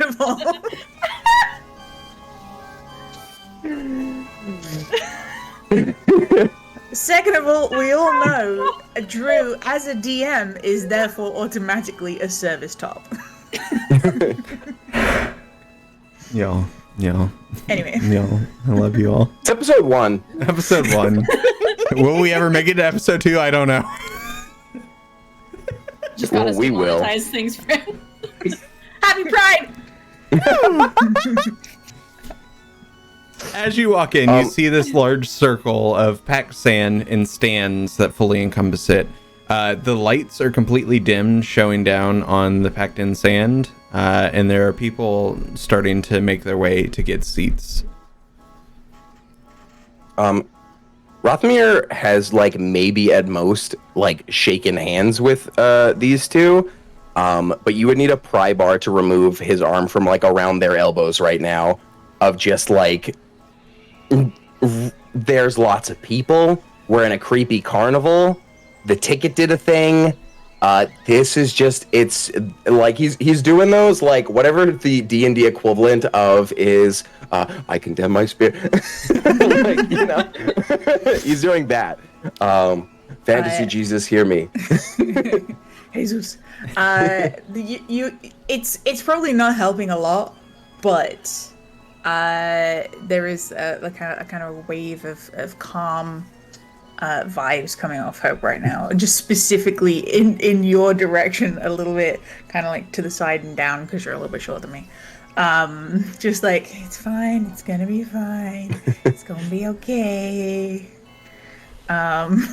Yeah, first Rothmere's like, why am I not feeling the normal good vibes in his sleeve? Pickle's just like, wow, this is so nice in this one spot. I'm so relaxed. Yeah, I misaimed. It's fine.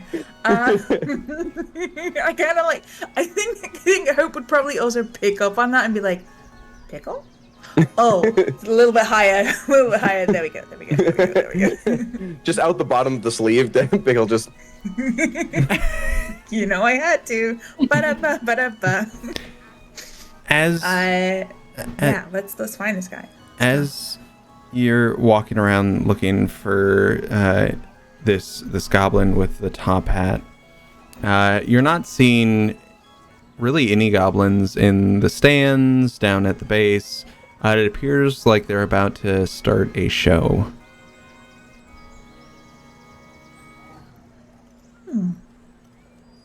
Maybe we see them after the show then. Rothamir says, and Jakey grimaces. Pickle looks at the camera. Pickle, stop jamming the camera. Time it.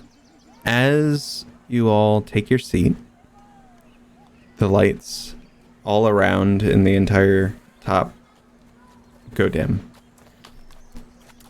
You hear a sort of the calliope makes this little like knee-jerk sound, and then one spotlight shines down in the middle. You see a short goblin with a black top hat, white mutton chops, one ear, and for the first time you're seeing both legs have little metal prosthetics. As he stands there, he stands with a cane. The sounds of the stage kind of go down, and you hear him say, "Welcome, ladies and gentlemen. Please give a warm welcome for our newest, freshest group of people coming to see. I see you all brought your families. Wonderful. Today's games are brought to you directly from the Prime Plane. And we have some contestants today. Oh, happy days." The three of you Immediately fade to black. I knew it. No, you know what? Should've given it to the I knew rats. it. No, I'm doing my character voice. I knew it. As you stand there you were sitting, and now you find yourself standing in this like darkness, and all of a sudden a light shines down on you. He goes, "Can they defeat our unique menagerie of beasts and fiends? Can they claim the grinning god's extraordinary gifts? Or will their souls be claimed instead? Stay tuned to What was that find last out." And that is where we're going to take a break real quick. Oh, God. Now for a word from our sponsor. But yeah. Very good. Holy. All right. We will see you Should've given the all in rats. roughly 10 to 15 minutes, depending on how long things take. So we will be back by 8 o'clock at the latest. So we will see you all soon.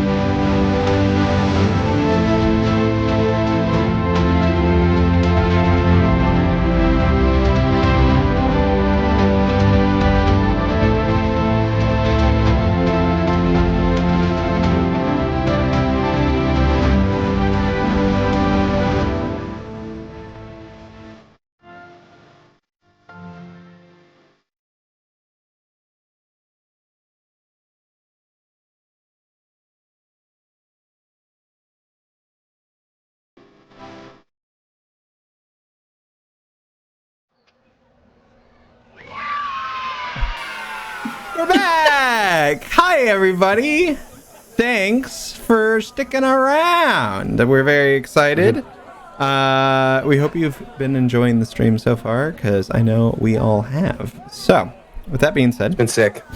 the party finds themselves in the middle of this big top, in the middle of the circle, with a spotlight on them and a spotlight on this goblin in front of them.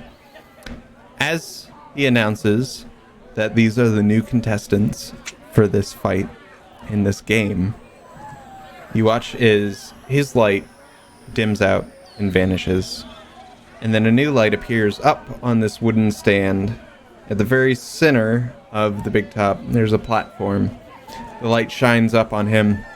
It says, "And let the games begin!" With that, the light goes off of him, and you see this puff of magical, like, it's almost like a rainbow cloud in front of you.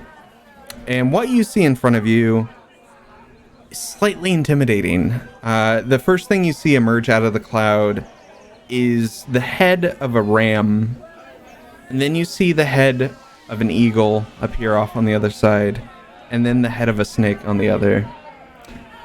As two large wings unfurl, you see a chimera appear in front of you. With a large, thunderous roar, could we all roll initiative? Hey, there it is. Hey. That steps out. Oh.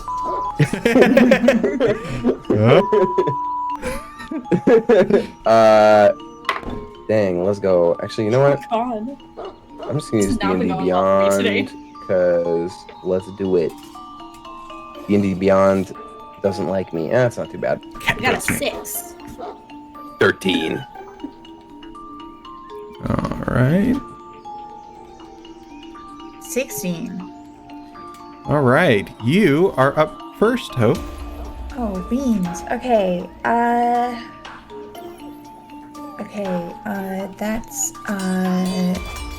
That's scary. So physically, how big is this? Fairly large. It's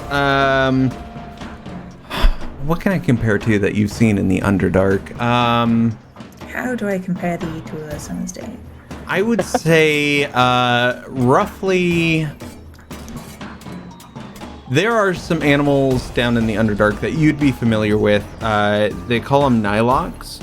And those are roughly the size of like Asian elephants. So on the larger side, right? Slightly larger than that. Okay. Don't love that. Yeah, we are doing the elephant references for size. Amazing. Didn't even think about it. It took you half an episode. Didn't even think about it. Perfect. So this is what you see as its wings unfurl. It is midair, current moment, about maybe 15, 20 feet off the ground. Okay. Ooh. Okay. So Cool. Sick. I would like to shit my Wrangler jeans. No. Same.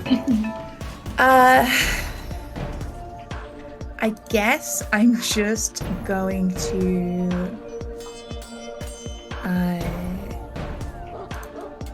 step forward, looking at the cat head specifically. Again, Rolodex of information, because this is not a creature I've seen before, but bits of it are familiar in weird ways. So I recognize his head, and I go through the Rolodex of information, and I know what people do with cats. I remember this information, and I think about Rothamir behind me, and I go... Not that kind of cat.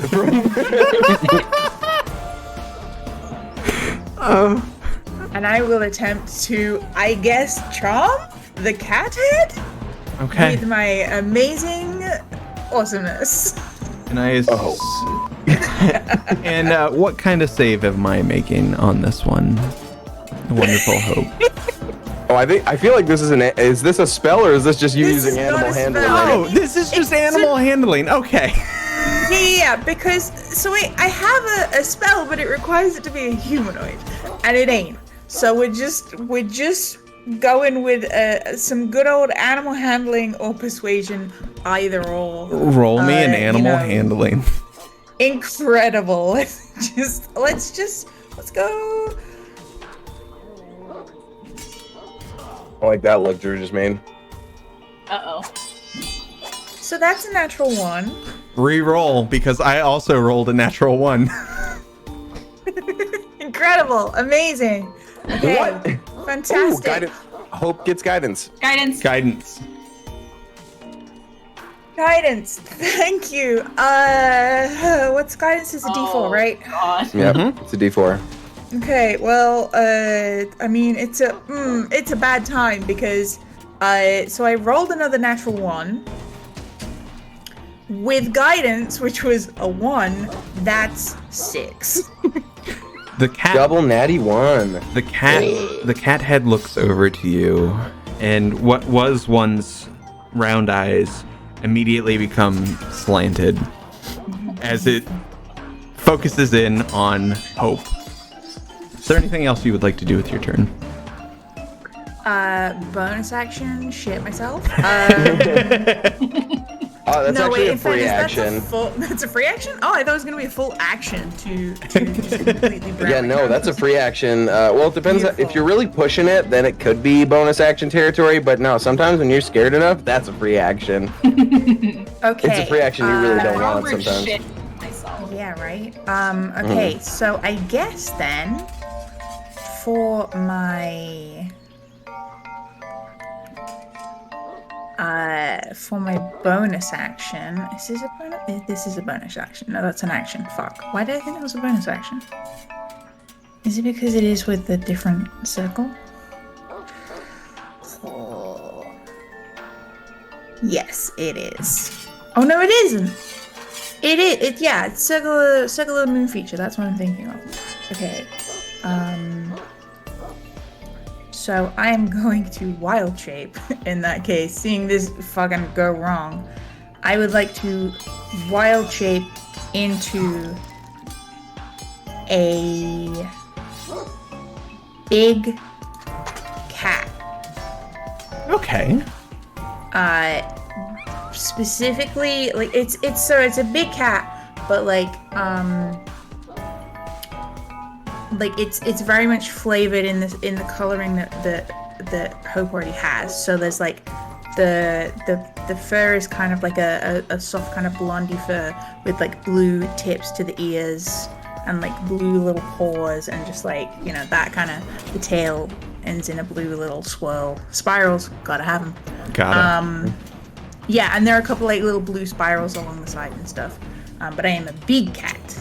Big old cat. And I'm not gonna move or anything, but for my free action, I would just let it go.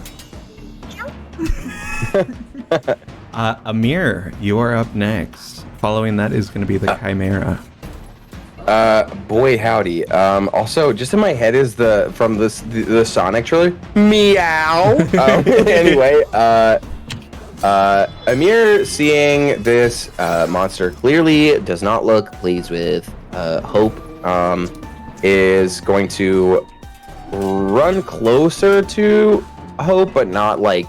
Still, here's like, I am not strong enough to fight that by myself. But is then going to reach into his bag and pull out that pulley bug, and he is there. I guess like what is there anything on the ground right now near us? Like, is there? You said there's sand. Is there rocks? Is there like platforms or etc.? A free action for you to look around. Can you roll me a perception? Ooh, I can. 13. So with the 13, you look around. You're taking everything in for just a second. There are nets up above you that look like they have barbs on them. They connect to the center post of the big top, where there's a ladder that climbs all the way up, and there's the platform up on top. On the ground around you, there are in fact smaller rocks. Think of the ones like smaller than what a moblin might throw at you. More on a bokoblin maybe would throw at you. So this net, what's holding this net up right now? Is this so just like the net attached to a is post? connected to the post of the big top around the outside, like the perimeter of it, and it goes up and meets and connects at the top of the central post of the big top that's dead smack in the center of the ring you are standing in. Okay. Oh, so that's not like a thing that we drop, that's to prevent it from going out. I get you now. Okay. Then yeah, one of those rocks, as Amir like kind of scoots by it, this little pillbug rolls and it gets a little bigger rapidly, and then on one side the rock lands on it, the pillbug rolls back and then curls immediately. Can I roll a dex save, please? Absolutely. I'm gonna use catapult. DC 16, baby. All right. With a -1 on that, it is a 15. Ooh, baby. Yeah. I'm just using a basic one of these. I'm not gonna. Cause he said, can they face the menagerie? Mm-hmm. So something tells me that this isn't the worst thing we're about to see. Whoa, crazy. Where are you? D8. Cause I use them all the time, I swear. Ooh, that's nice. That's. Wait, do I add anything? No, I don't. Okay, so that's an 8, which is delicious. 6, which is math, 14, and then 2, so that's 16 bludgeoning damage it takes from my little roly-poly boy. Amazing. Is there any more movement or bonus actions you would like to do? Is there bonus actions I'd like to do? I don't think there's anything I can do that's super. Ooh, actually, thinking about it now, I'm just gonna kind of skirt a little further now from Hope and Deirdre, and is just gonna kind of stand, and doesn't do a but now is actively like, you like that, big guy? Come on. Absolutely. When you had thrown the rock, it hit the eagle in the face. The eagle now takes its eye on you. So Hope is going to be off to the left a little bit, and you're going to be a little bit behind now. The heads are now looking in a different direction, and it appears the goat head only has one other place to look currently. It is the Chimera's turn. On that turn, it's going to... you see the three heads kind of... They aren't on the same page of where they want to move. And so with that, I am going to roll... With that, for the moment, the three heads try to pull in different directions to get to the three of you, and it momentarily causes it to flinch as it goes down a little bit, and it lands on the ground. Its turn now over. It is now Deirdre's turn. I'm getting the feeling that this is a big spooky. Is there any way I can get like into a range where if I'm like casting a cone spell, it won't hit my friends? Absolutely. So the Chimera is going to be like out in front of y'all, and currently the way, and you all can let me know if it's a little bit different. We're going to have Hope pretty much up front, not directly in the face of this thing, but more up front. You've got Rothamir off to the side a little bit. Where are you positioned in relation to the two of them? I'd say like probably on the other side. Okay. Yeah, so you're making kind of like a V formation. Yeah. Then yeah, with that, you would be able to move in a position to where you could do a cone and not hit your friends. Okay. So I'm gonna cast Time for Therapy. So I'm gonna start playing the concertina. So that is a wisdom save. All right. All right. That is going to be a 13. Okay, because the DC is 18. Amazing. So it is frightened. Ooh, okay. Yeah. And I'm playing my concertina, so we're gonna start performing now. Amazing. All right. Reviving. It now moves back to Hope. Hello. Okay, okay, so Kitty Cat is on me.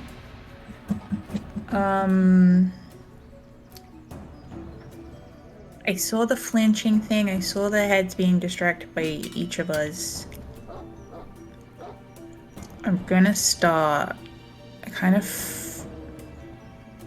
following Emir's kind of deal and kind of going off to one of the sides a little bit to see if we can like further kind of like spread out their attention.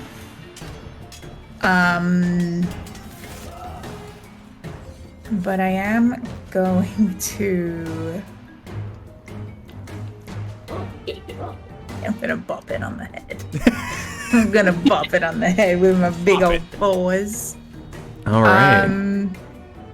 Yeah, so I'm using the stat block of a tiger because that is essentially a big cat, right? Big cat. That is a big cat. If not friend, why friend shaped? Indeed. Just a So that bobcat. is... Bop. So...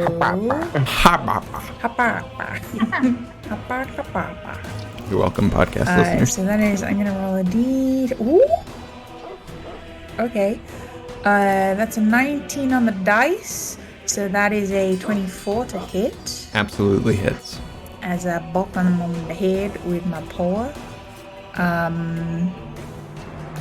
And then that is 1d8. Please roll, thank you. Please roll, thank you. And you're focusing in on the lion head, correct? Yeah, I just want to bop it on its nose. Okay. So I get a little bit of claw in there because, you know. Oh, yeah. I want it to keep it to that head's attention on me. So that is 9 points of slashing damage as I go. Boop. Impressive. Any bonus actions you would like to do? No. Okay. I think I'm good because I am not a rogue, so I cannot disengage. You Weekend can of playing a rogue, I'm like, ugh. you can always take the opportunity attack and try and move back as well if you'd like. The choice is yours. I would not like that. I would like to just, I want to stay in its growl. I want it to keep that head. To That head on So I'm just like, perfect. I will use my bonus action to go.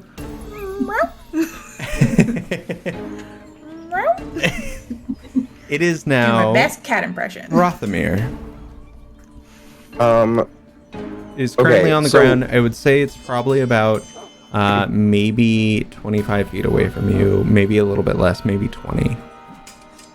You Okay. currently see Hope wild shaped into this interesting looking cat and just swiped at the cat, the lion's head's nose. sick. All right, Classic. so Rothamir, what are we doing? So Rothamir gives a little cheeky smile and sees a bit of an opportunity now that everyone's more spreading out. Is going to run, does a little jump in the air, and bursts into a cloud of sparkly little fireflies. And I'm going to use my racial ability to, because astral elves, can teleport. Rothamir is going to teleport behind them now, so that there's one of us in a triangle around it exactly, giving that full kind of motion. And then is going to, you know what? I'm just gonna throw a firebolt now at the eagle head. Yeah. Okay. Yeah. Yeah. We're in a kind of a triangle around it, and we're using a lot of like things to kind of like push on it essentially. Would you say that we were a triforce? I would. I would in fact say that. Excellent. Incredible. Then Rothamir does a 18 hit, by the way. 18 absolutely hits. Then with an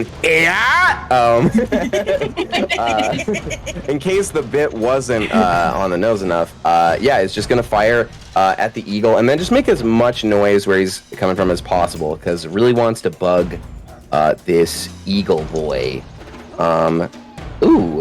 That's 13 fire damage. Ooh, all right. Are there any bonus actions you would like to do? Did my bonus by teleporting behind him. Perfect. So just like the free action shouting, and then the firebolt. So that is my turn. Rothamir is now also like, "Don't hit me! Don't hit me! Don't hit me! Don't hit me!" Simply saying that under his breath. With that, it is now the Chimera's turn. The lion head, after being booped on the nose, is...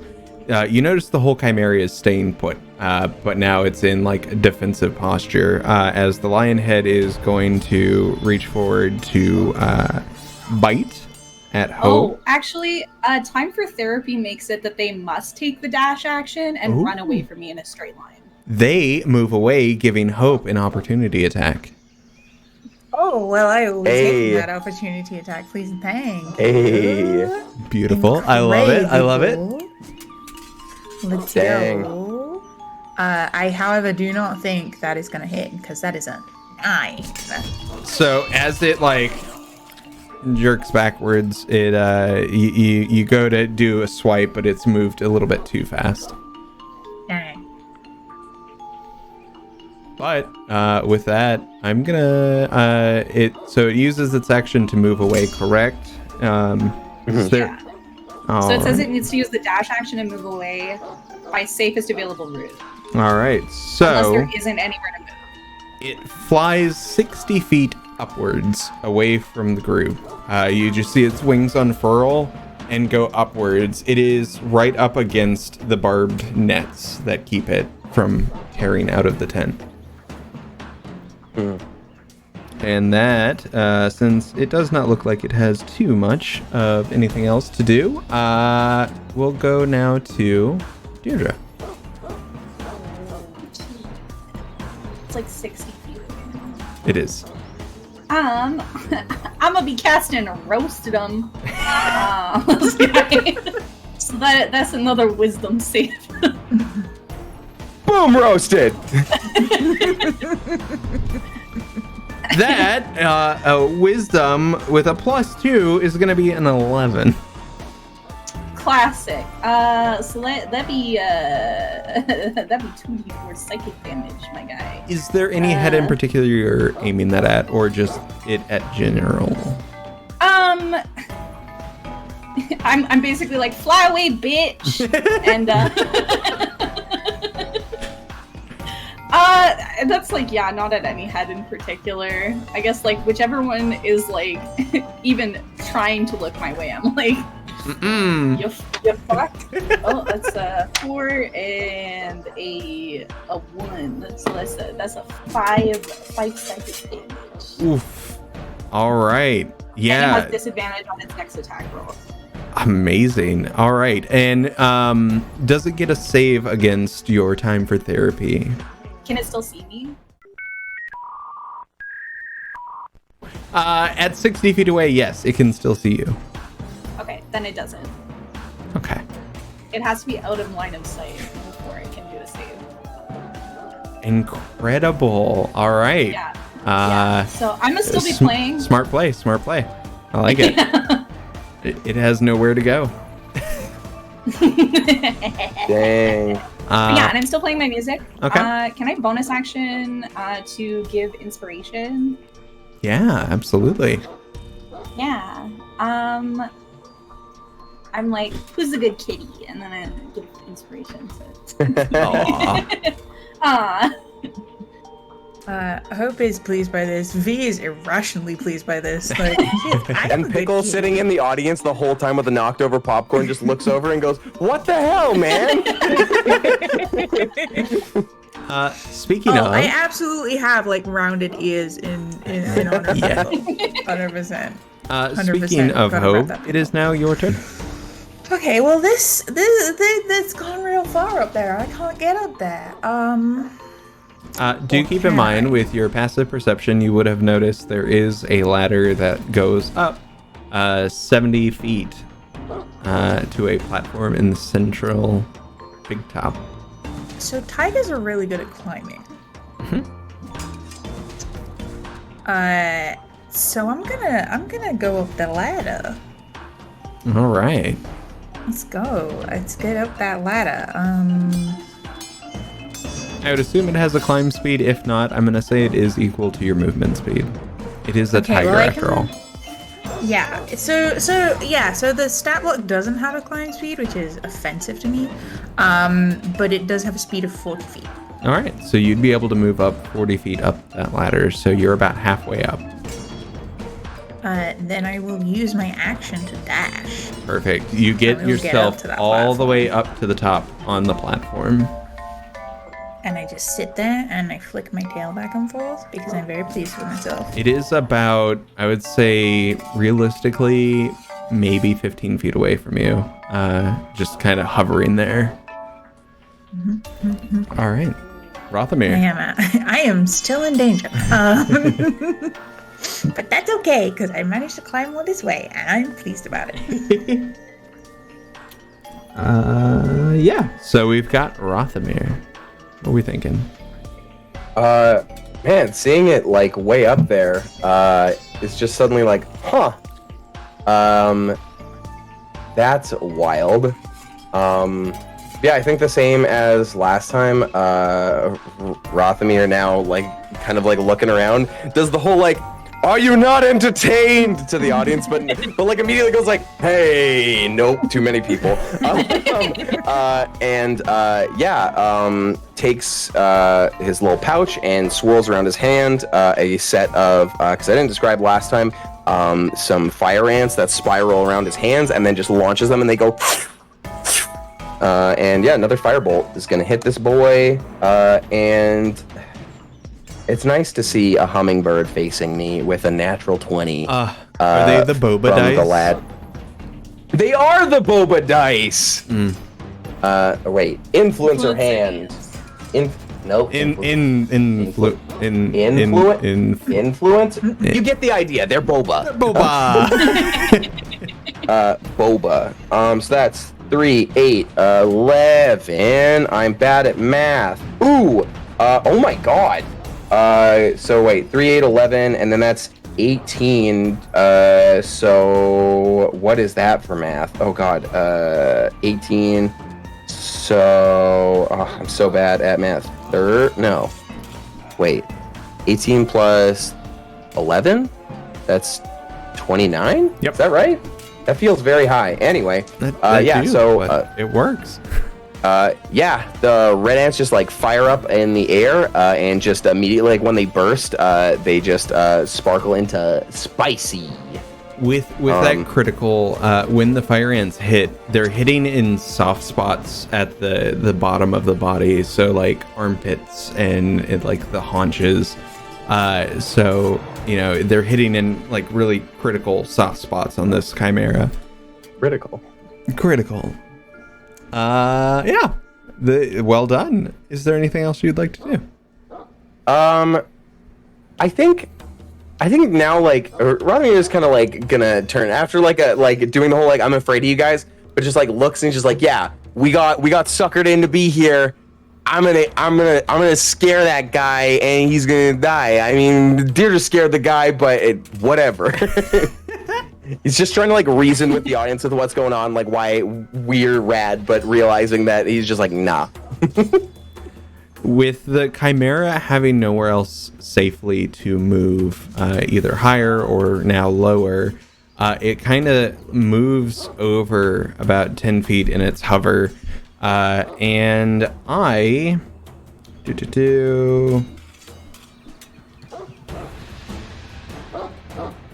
All right.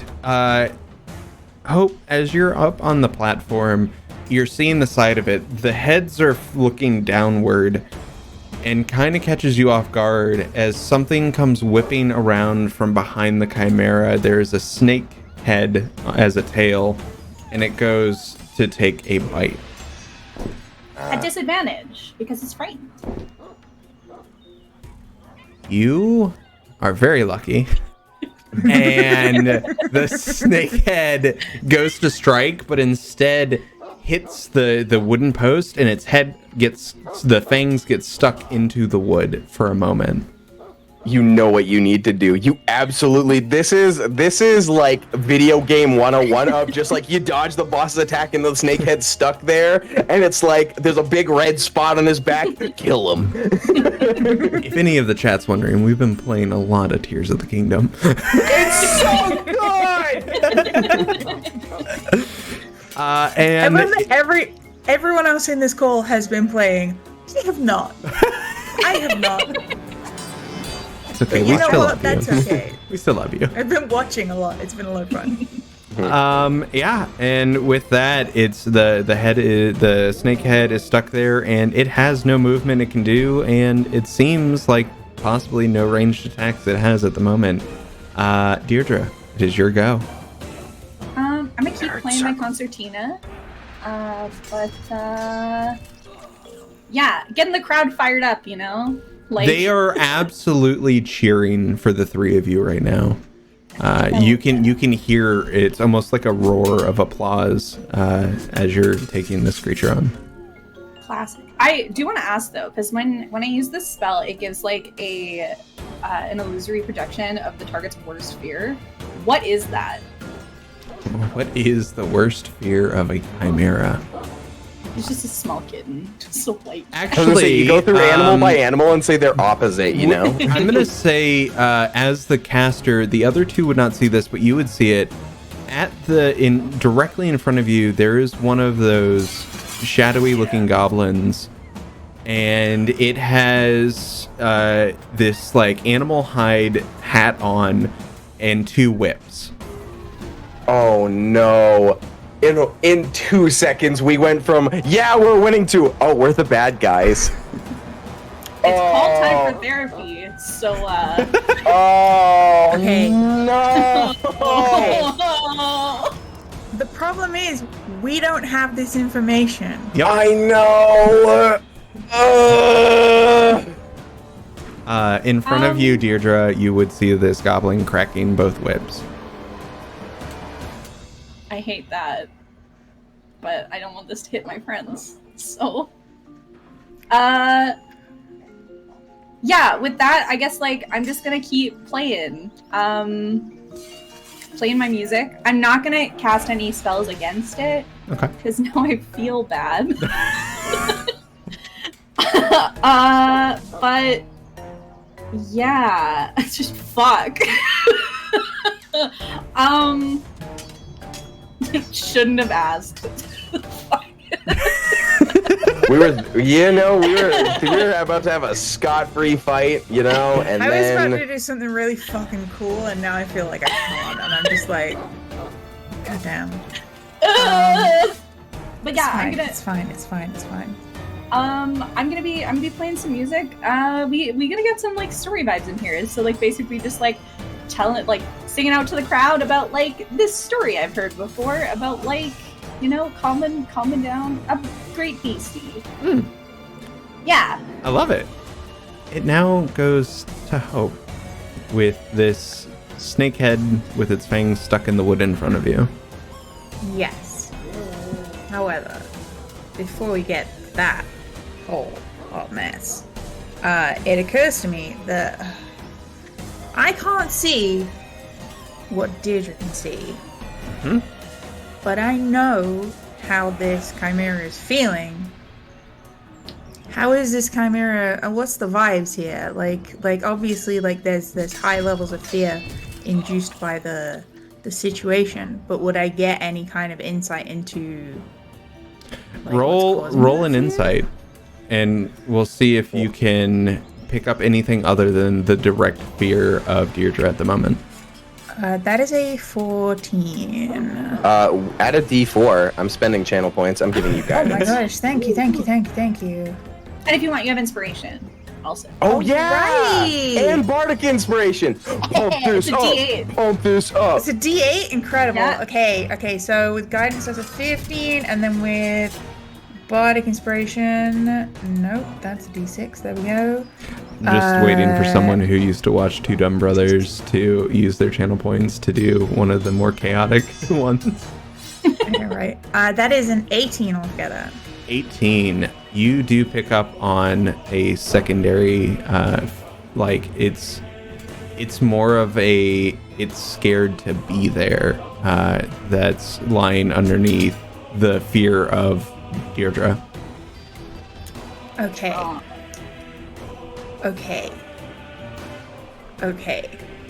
The net that is flying up against. Yep. There's Can only I about a see- 5-foot clearance between this chimera and the net. Okay. Can I see like any of the ropes that is like pulling it like tight? So platform's about 70 feet up. The top of Yep. the tent's about 90. And in between that, there is this metal ring with little eye loops all around it, and it has the ropes that hold the netting to keep this creature inside. That would be about maybe 10 feet above you. Okay.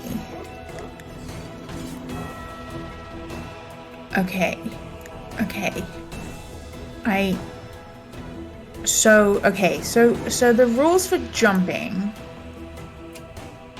are that it would be half my strength score for a standing jump. Right? Yep. Okay, tigers. Maths. Man. So that's 8 feet. 8.5 feet.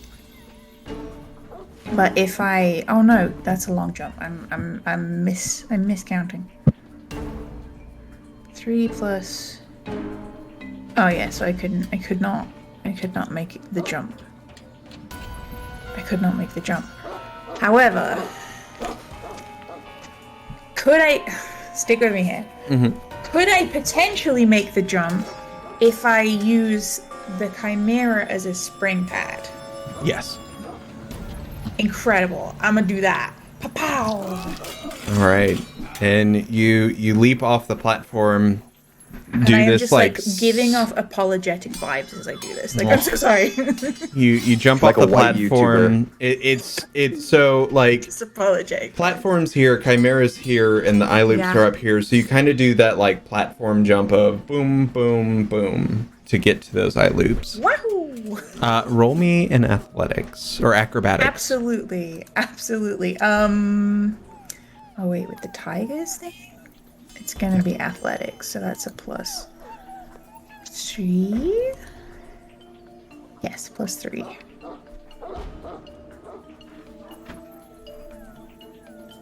Ooh, that's a 13. 13 is fine enough to get that done. I am not graceful. You jump off the chimera. The scales on the back of the chimera kind of slip your footing just a touch, but you manage to take your claws out and implant yourself into the beam in front of you. It is directly above you with all the rope that's attaching the nets. Okay. And jumping is an action, right? Yes.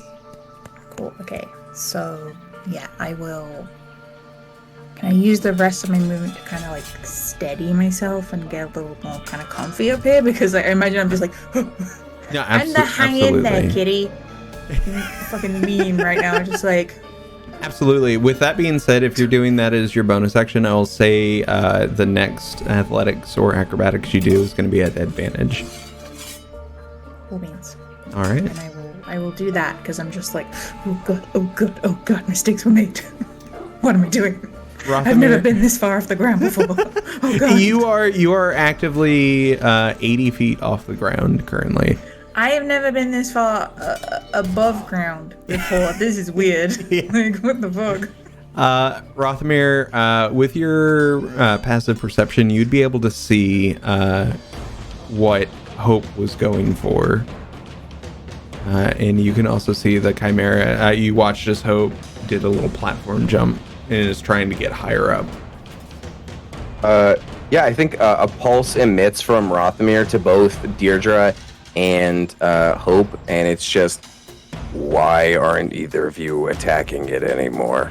So just free action talking telepathically, and they can talk back to me when I establish a link. The people here are abusing it. I send back the vibes that I got of like just scared terror, and not because of us. Rothamir sighs. We're never paying that gnome back. And is going to clench his hand, so his ring on his right hand illuminates, and is going to jump using the jump spell, because I have a ring of jumping, flies up in the air and establishes a telepathic link with the Chimera. And just the mental imagery, because it doesn't need to be words, is, I'm so sorry, and I hope you enjoy the night sky more than we will. And I'm going to cast Fireball between the net and the top of the big top. So I burst a hole between both so the Chimera can fly. Yes. All right. As Rothamir draws from his bag a small red and black beetle that just sears to the touch, burns the tips of his fingers. For those wondering, it's a European firebug. As he takes it out and just gives it a little kiss and just streaks in the air and then bursts. You all watch, and the crowd is cheering as they see this bug getting sent up into the top.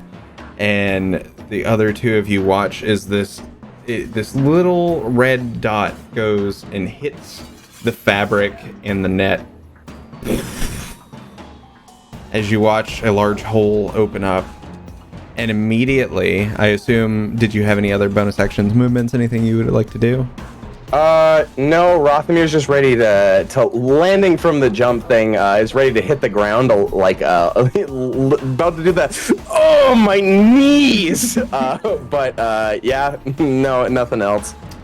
With that, the Chimera, being under the thing and now having an opening to get further away because of Deirdre's spell, actively flies out of the hole and up and starts flying off into the sky. You hear boos from the crowd, you hear cheers from the crowd, you hear a mixture of both as all the lights go down.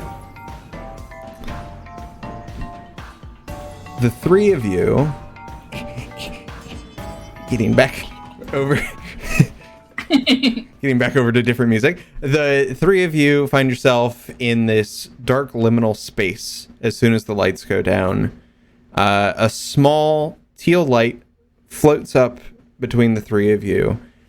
You can't see anything around you currently. Are any of you able to see? I understand. I think most of you have dark vision, correct? Mm-hmm. Okay. Even with dark vision, there is nothing around you. You're currently in this almost sphere of blackness, with this one teal light that floats in front of you.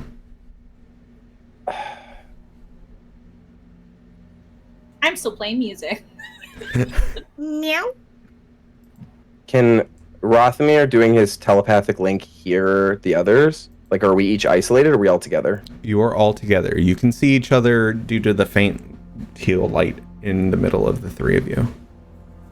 I have the big poof cat eyes right now. Ooh. Rothamir is visibly terrified that they're in the dark and is making no means to hide that. Is like feeling around the walls, and is clearly just like shaking, and their eyes are watering a little bit. Do we have our stuff, like our bags? You do. And our... You have everything with you. I'm going to shift my wild shape to the same animal but starry form, which means that I am giving off light now. Amazing.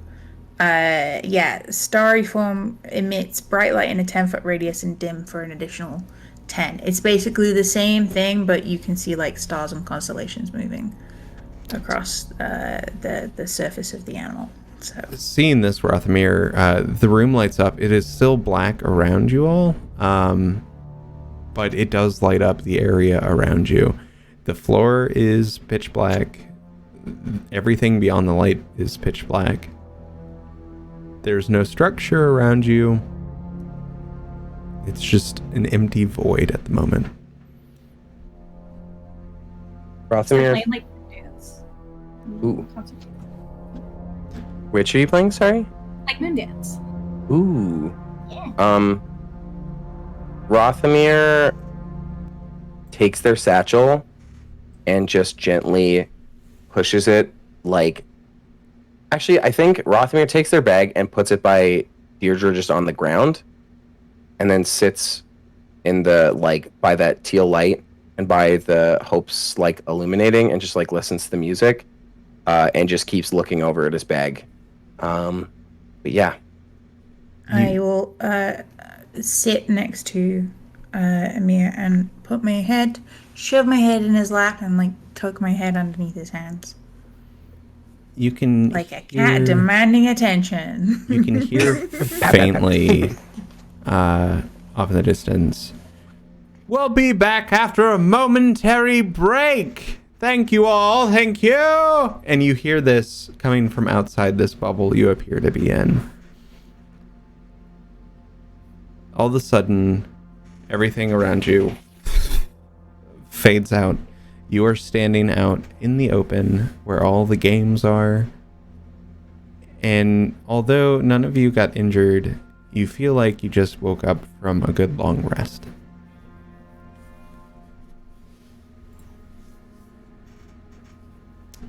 The sounds of the circus are loud. People are enjoying themselves. They are having a great time with the different games, and there's prize booths, there's different tents for other things. You see one that has a crystal ball on the sign, but it looks as if that one tent in particular is not in use at the moment. You would see another one with a large wheel that someone's actively spinning to try and win a prize. And of course, you see the hammer game and others.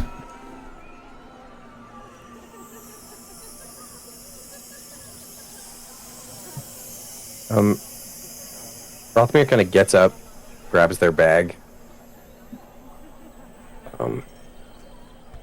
I think we did the right thing, but I think we lost.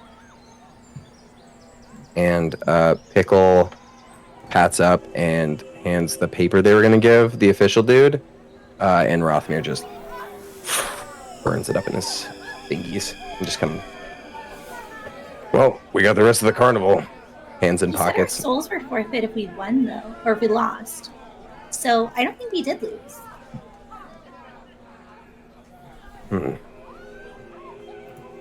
Yeah, I guess if we lost, there would have been more losing, because we didn't really get terms or sign over anything. So I guess we found an alternate solution. In magic, we call those loopholes. Yeah, we do. Meow.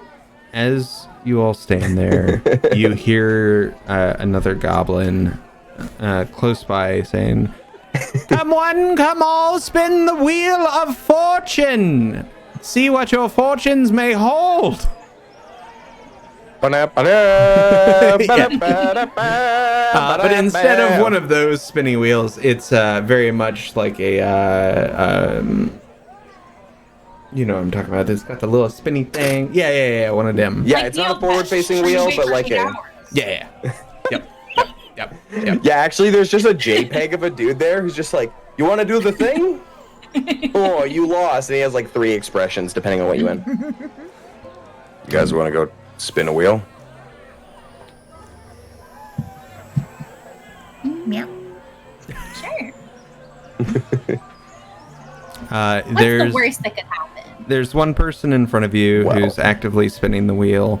You see it lands on an image of lightning on the clicker as it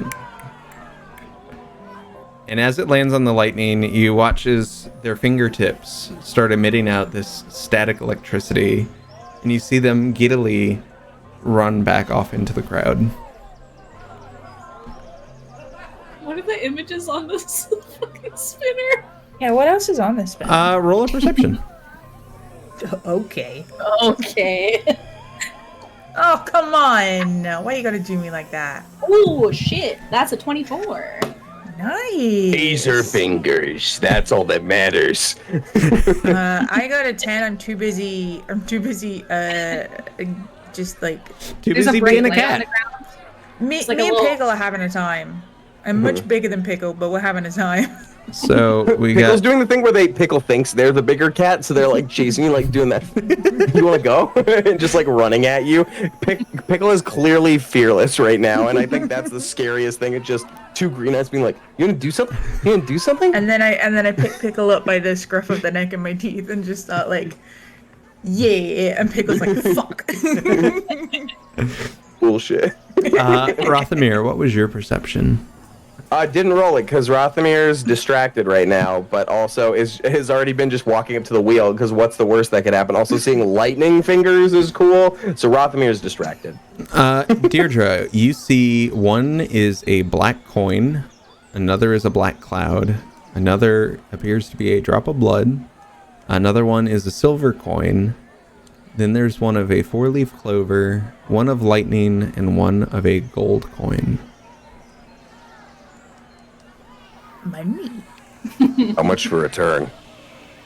Well, you take the 1 copper coin that you were given and you can come play the game. What if I didn't get a copper coin? Then you can't play. Oh, that's a shame. All right, next. What are the vibes on this guy? I want to get a vibe check on this fucking Yeah, roll an guy. insight. I don't know if I trust this fucking guy. I don't know if I trust any carny, okay? That is a good life lesson, Chad. You should listen to that one. 17. 17. So they got a 16 with theirs. So it is you're not picking up everything you could have, but very eager to get your coin for you to play this game. As you stand there and you're doing this insight, you hear the goblin, "Wheel or woe, win it big or lose it all. It's up to you on the wheel of fortune." People are passing by. When you mean like lose it all, what do you mean specifically? Well, you got to play the game to find out. You Knew there that was with gonna the be his face? answer. Would you like to play? Some guy with no face just over in the corner goes, "Oh."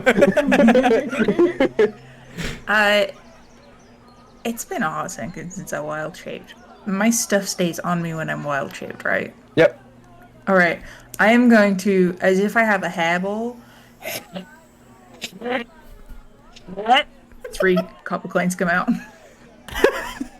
Prestidigitation immediately. Yeah, no, they're dry because essentially they've come out of my bag, but you know, still. Rotha's like looks. Are either of you dying to try this? Because I feel like one of us should go first before we all, because we only get 1 coin each. So maybe there's 3 games. We each have 1 coin. Why don't we each try 1 different game? Maybe. I Stop just jamming don't the like camera. the dodginess of this guy when I asked him what losing it all meant.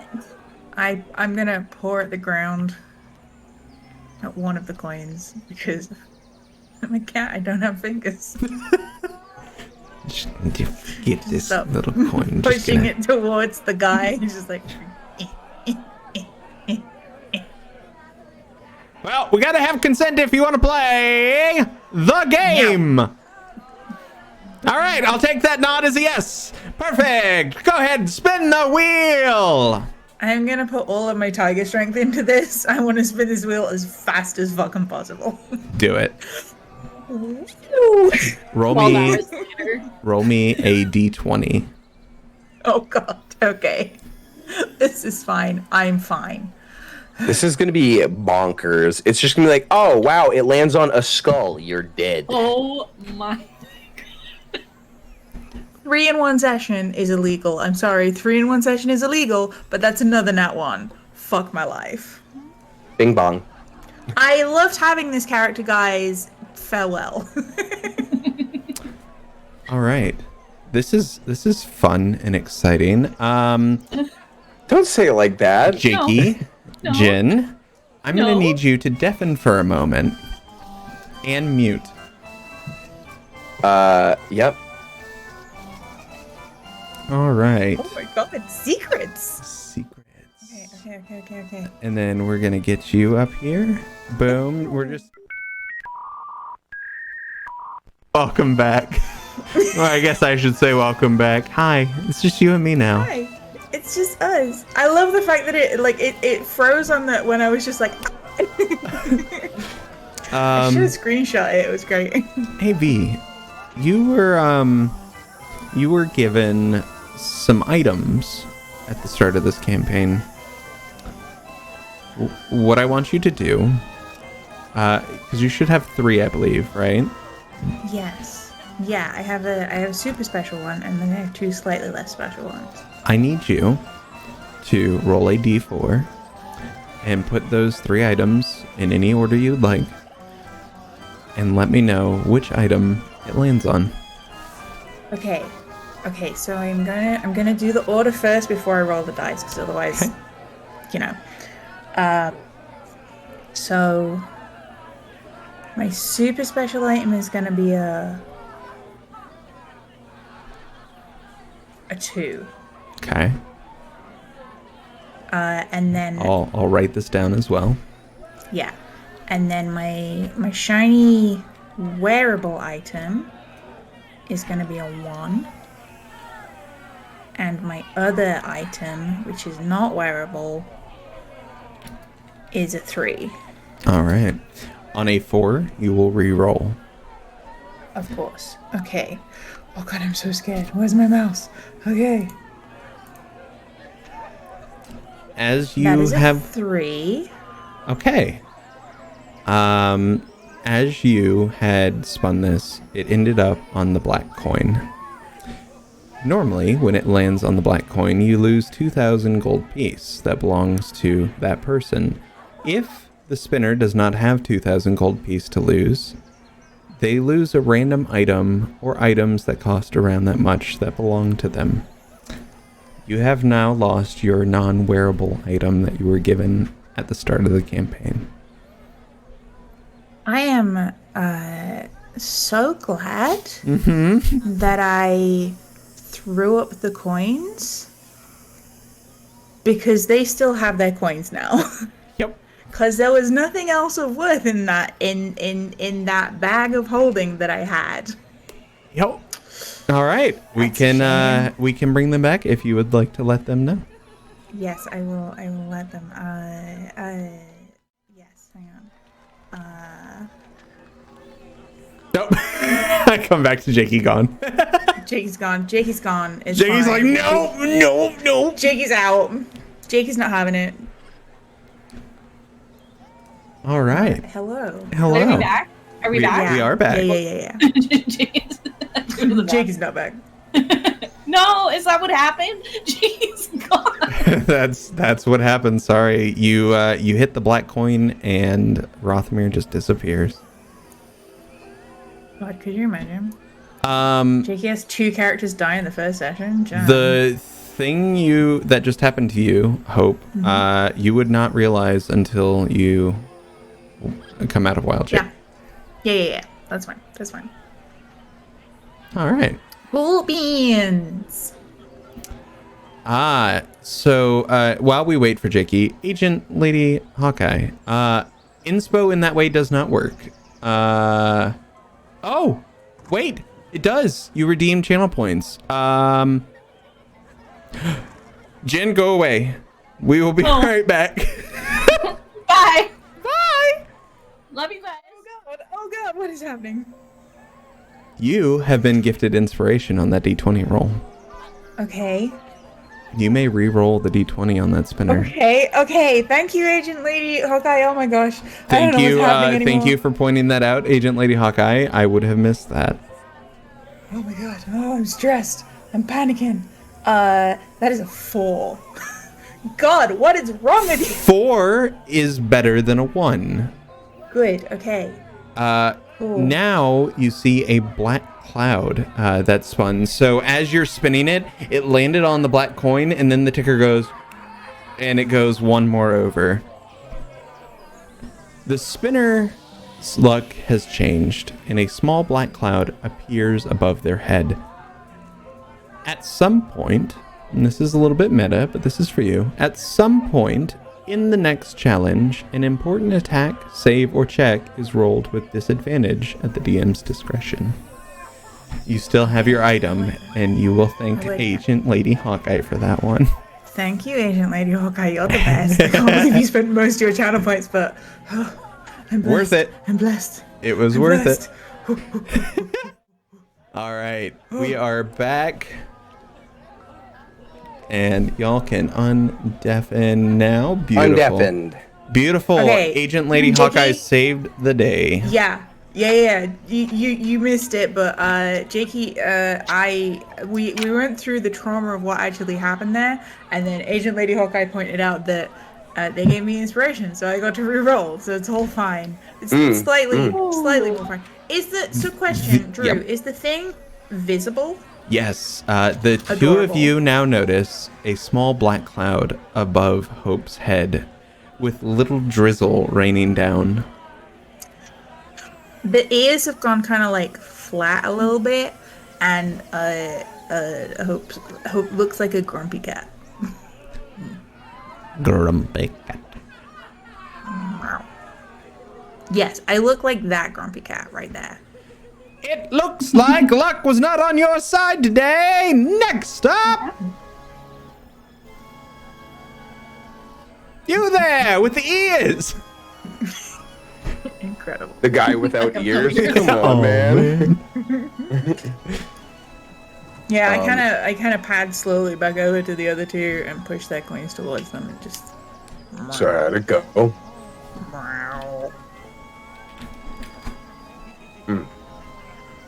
Mm-hmm.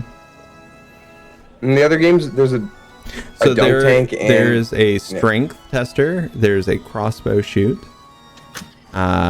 There is a canteen where you can go get some food. And like I said, the fortune teller's tent looks as if it's not in use. Can I just go in there? Yeah, absolutely. You go and you push the curtain open, and inside you would see a fractured crystal ball on a table, and that's it. I'm gonna sit down on the other side. You sit down on the other side. What do you do next? I'm gonna act like it's my tent. incredible. Possession is 9/10 of the law, baby.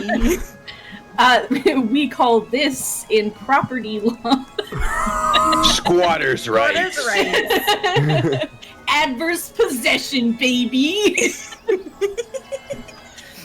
I love this. This is great. Yeah, So we told you can give people stuff, like for them to give you money. So I'm going to be in here and give people something. Okay. With the outside, like I said, the front curtain is a little tattered, and it appears like it wasn't in use. You hadn't seen anybody going in or out of it. Are you gonna have anyone try and lure people into the tent with you? I'm just going to start playing music from here. Ooh. Just like nice ambient music. The script, I love it. Yeah. The other two of you, who I assume are outside of the tent, would start hearing this music playing. Let's see. Okay.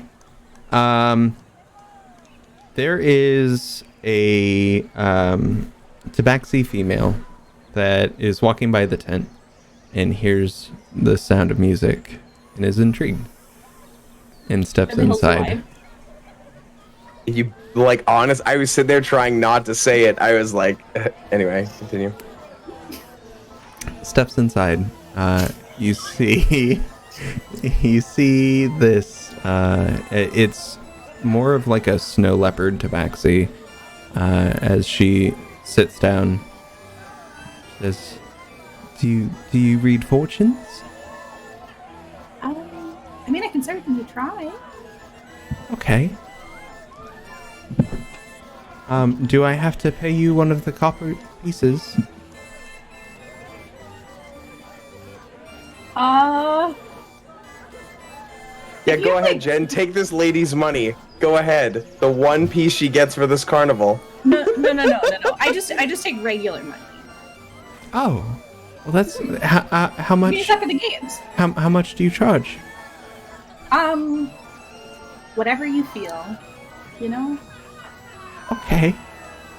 She reaches down into a coin purse and pulls out 10 gold pieces and slides them your way.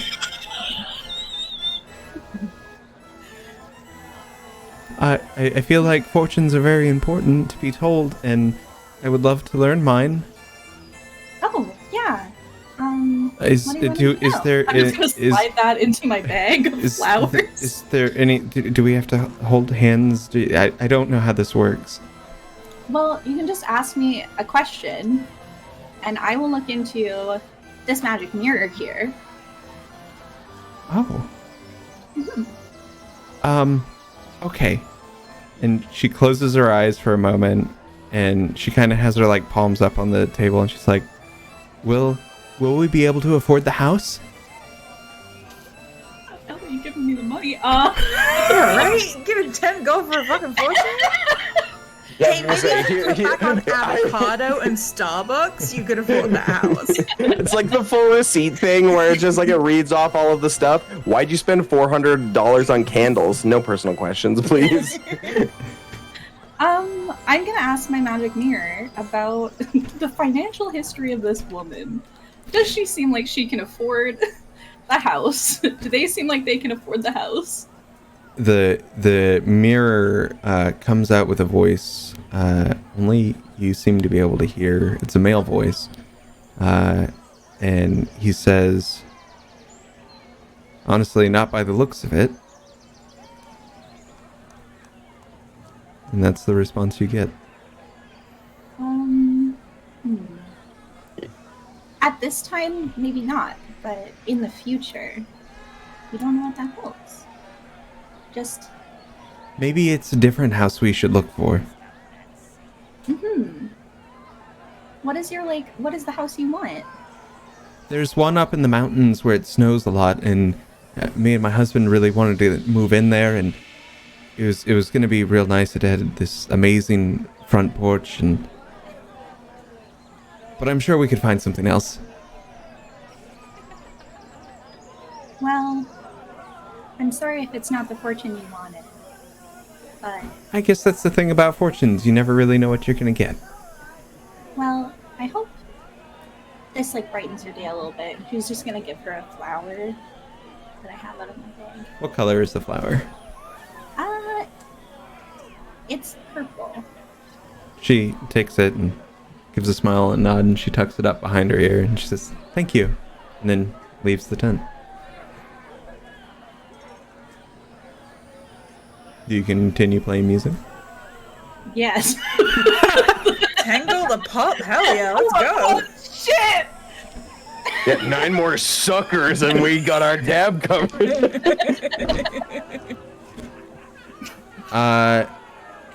This time, what are the two of you doing on the outside of the tent? I come out shortly and I'm like, I gave you 10 gold. Yeah, if they're gonna pay you 10 gold to do fortunes, I guess do it. Just asked them what they thought it was worth and they gave me 10 gold. Oh. I guess that's maybe what you charge.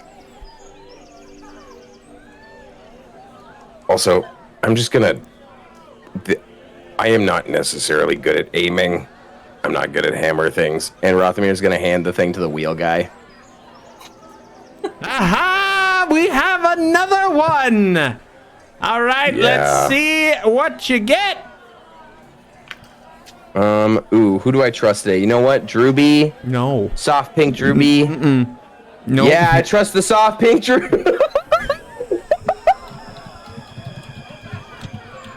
It's not a 1. It's a 3. Okay. Thank God Unless- it's not a 1. Thank God it's not a 1. Unless this is in sections, because he described 6 things, hey?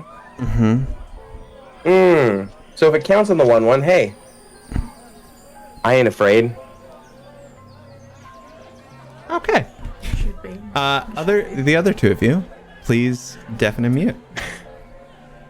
Oh no, wait. Wait! So, I just want to start my 3-part apology. Hey, bud. How you doing? Hey, how's it going? Oh, it's How's it going going, great. handsome? Hey, chat, you're all really cute. Mwah. Go check out that Kickstarter Tribute was talking about, and give me other ways I can butter up my boy. You were given 3 items at the start of this campaign. I need you. I was. Yep. There was your special item. Mm-hmm. There was a rare and a common item as well. Yeah, there was. Yeah. I need you to list those three in whatever order you would like. And you're going to roll a d4. Oh, God. Oh, God. On a 4, you will roll again. Oh, interesting. And I can write down whatever order you choose if you'd like.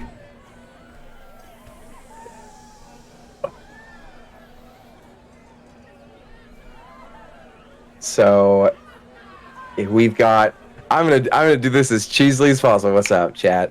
I have a cloak of displacement on, in case those were curious. Rothamir's big ol' scarf. For the special item, you do not have to name it. I can just put it down as special items. Ooh.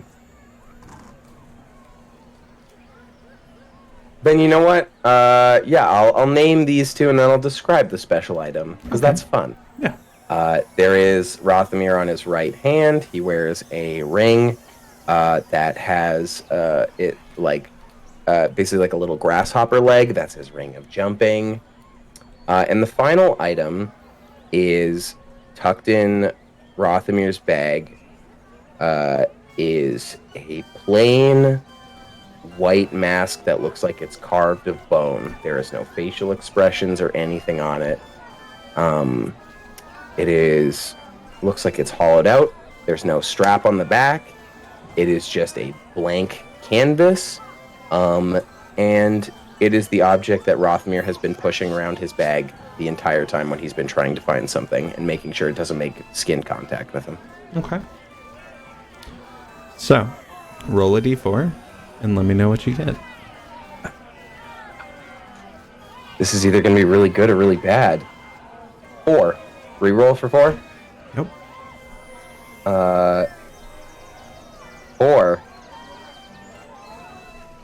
You've got to be 4. 3. 3. Okay. As this spinner clicks, it lands on a black coin. The description is, the spinner loses 2,000 gold piece that belongs to him or her. If the spinner doesn't have 2,000 gold piece, they lose a random item or items that cost around that much that belong to them. As it lands on this, it tries to take this mask from you. Yep. But it stays. Of course it does. The mask is, you can feel it in the bag getting drawn towards the goblin, and then you feel resistance, and your bag almost shakes a little bit as it comes back to you. Now we can go back to the others. Coolsies!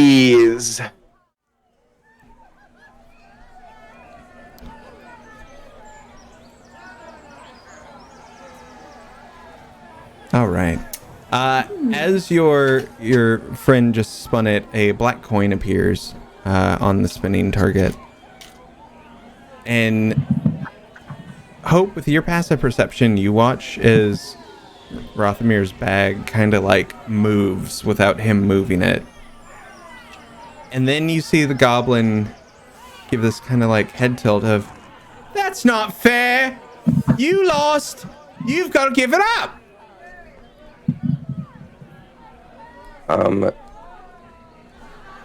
Rothamir is eerily quiet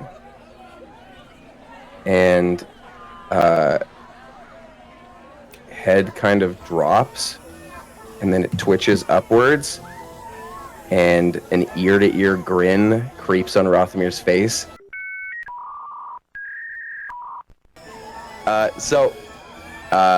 Rothamir, twitches, tilts his head, and grins ear to ear, as I did before. That's not for you, pretty boy. And Rothamir's head turns before his body does, and his shoulders move back, and he just walks away. And then about 5-10 feet away, Rothamir kind of shakes that off, looks kind of at their surroundings, and then just over the corner of their shoulder sees the wheel, and looks down at the bag, and then just immediately makes their way to the fortune tent. Okay.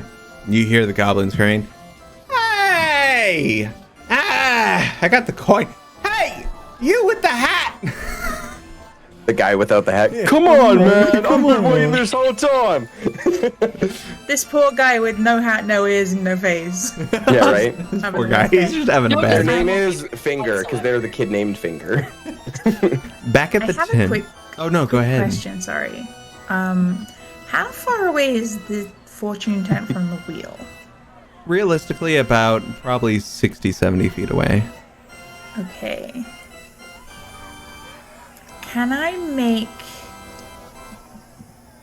either a perception or insight check to see if I saw what happened? Because realistically, like, hope would be kind of like, if I'm just sat outside the tent where one of my friends is making money, apparently, whatever money is, I would just be kind of like, oh, what's Rothamir up to? I feel like you don't even need to roll for something like that. I feel like that would be a passive perception with how high, unless you want to go for a nat 20, you're more than able to. Rolling it, you're going to take whatever you get, or you could go with your passive. I'll go with my passive because my passive's high. And I assume, Rothamir, that wasn't something that was like hidden No, it by wasn't any hidden. means. It That was wasn't. out It in the wasn't hidden. open. It wasn't secretive. It was the second that Rothamir like kind of like was away and shook things off. Then he became secretive about it. But his goal was just to get to the tent.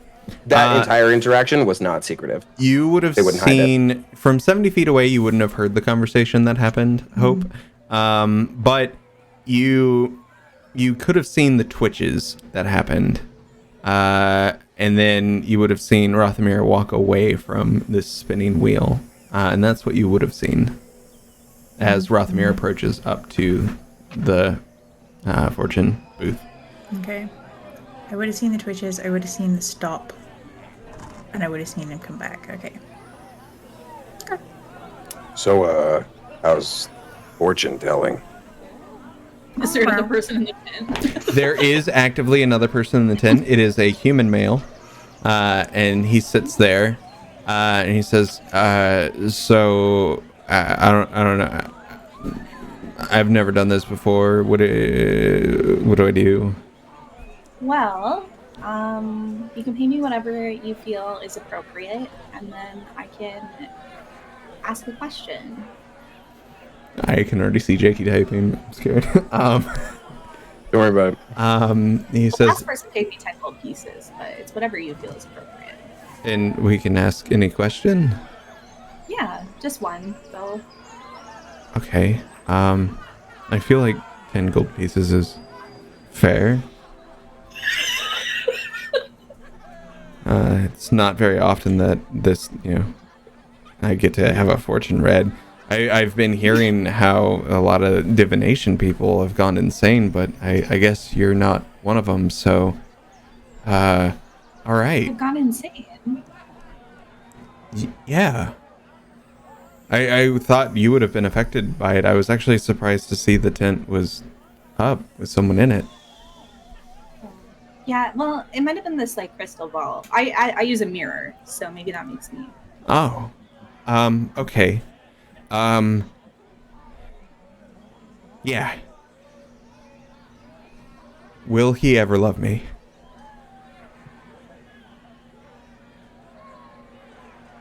I'm gonna ask my mirror if the person that this person desires will ever love them. Okay. One moment. One moment, please.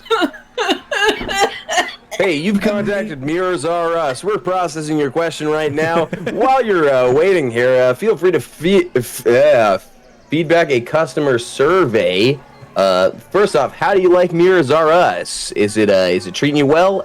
Anyway, here's some music.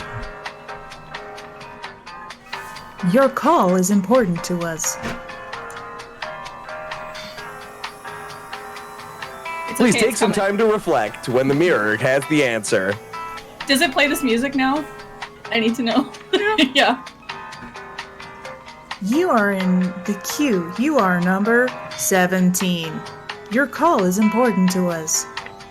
Please leave your name and number if you would like to call back. We will get to you in the call at the time that you are received. Then you hear a... Yeah, sure. Why not?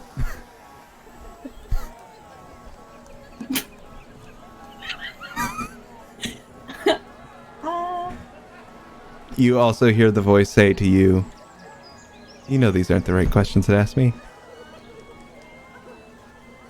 Hey. Just a dial tone. Hang up. Oh, I was asking specifically about the objects of his desires, so if that's like part of their past, then maybe. You don't hear a response from the mirror. That's Oh, they really did hang up. I'm getting a sense that it could happen. You see this like giddy smile show up on his face. He's like, here, and he slides you 2 more gold pieces. Thank you. And then he Take heads charge out of the your own tent. destiny. Oh, before you leave, Oh, yeah. I'm gonna pull a flower out of my bag. It's red. Here you go. I'm gonna give it to him, and he runs out of the tent. Fortune favor you. And with I'm gonna that, go out and be like, they gave me fucking 12 gold pieces. What the fuck is going on? Jeez. it's Huh. at this moment, as you lean out and you tell the rest of the group, that all of a sudden everything around you goes black. Specifically Deirdre? Or all three All of us? 3. Oh no. Here we go again. Or wait, sorry. Here we go again. Another one. As the light dims down around you, you're back in this little bubble with a teal light in front of you. I'm still emitting light. Just Yes. FYI. Just for a mirror right now. Hello. Yeah, can- Amir almost like loses it again, and then just goes, Oh, no. This one is part of the scheduled programming. Okay. My mage hand just ruffles your hair as I'm playing music again. Rothamir scream cries. Oh yeah, hair.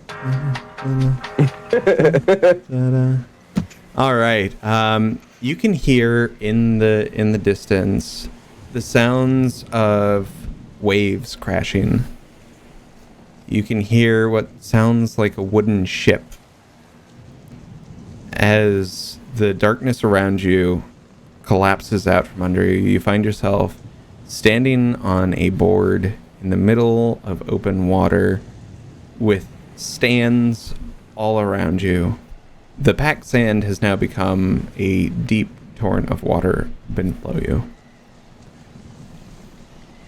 So that was break time, hey?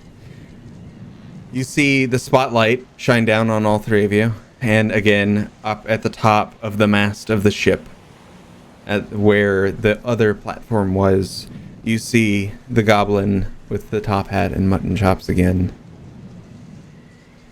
He looks to the crowd and says, "Ahoy, me hearties! The scallywags have returned! Will they manage to get one step closer to my captain's bountiful booty? Or will they face a watery grave from our seaworthy beasties?"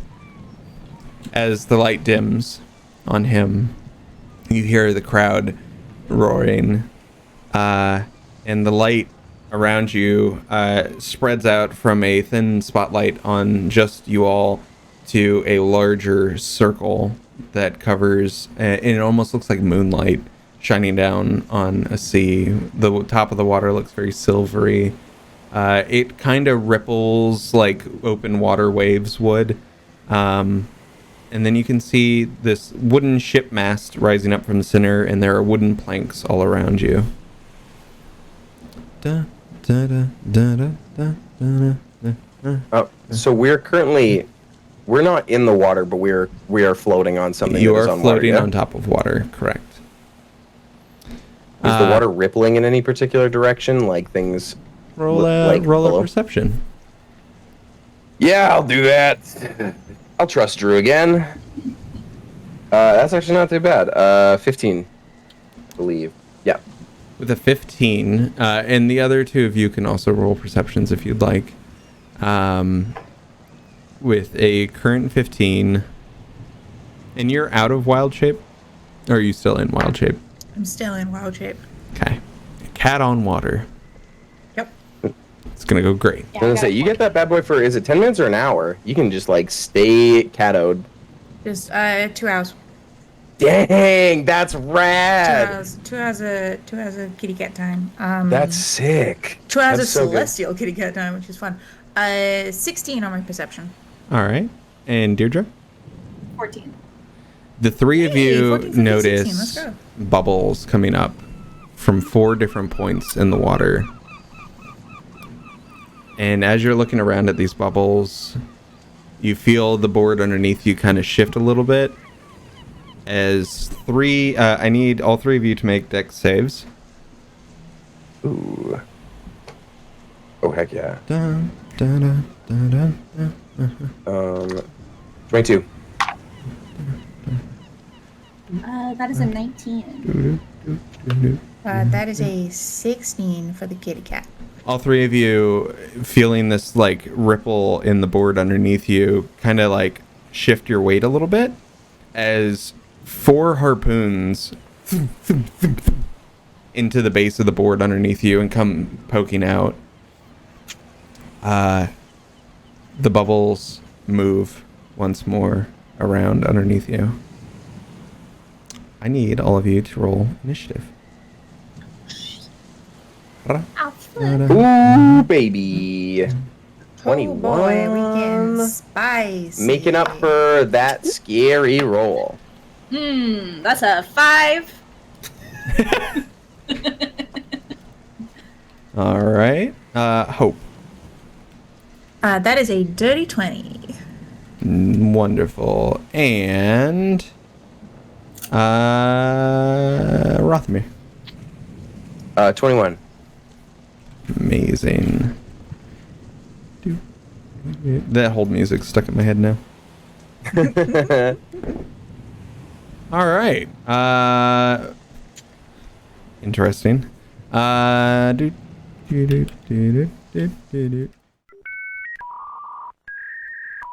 We are back. Oh, excellent. Incredible. Your call is important to us, friends. Yeah, I will use my movement to go down. You know what? I'm going to go down 10 feet Okay. and just get... All right, camera. Get visuals. The camera was like, no visuals for you. Yeah, it was like, get a good kind of view of what one of these 4 beans are.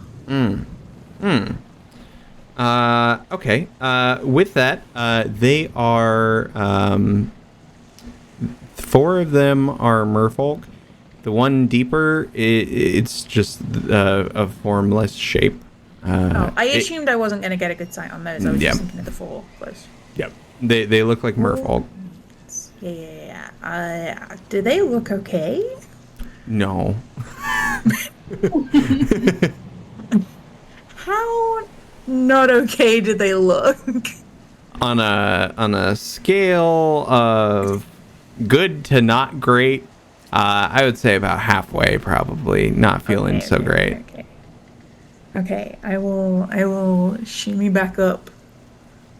Little the flump head surface. just pops up. Little flump head pops up like bloop, bloop, bloop. Yeah, just floating on the water. And I will also relay this information to these 2 beings, and then I'm just gonna vibe there because realistically, I've done quite a bit, even if it's not like specific actions. I've assessed a lot of information in those 6 seconds. So Yeah, absolutely. It is now their turn. Now that you're not seeing them, not really sure what they're doing, but all three of you all of a sudden feel the board lift up slightly as you see something breaking the water. And it's one figure that comes up out of the water and lands next to on another board.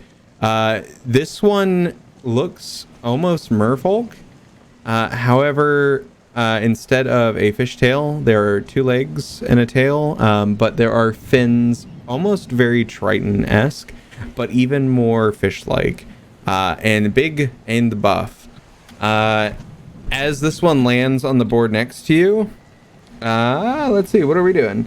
It is going to make 2 attacks.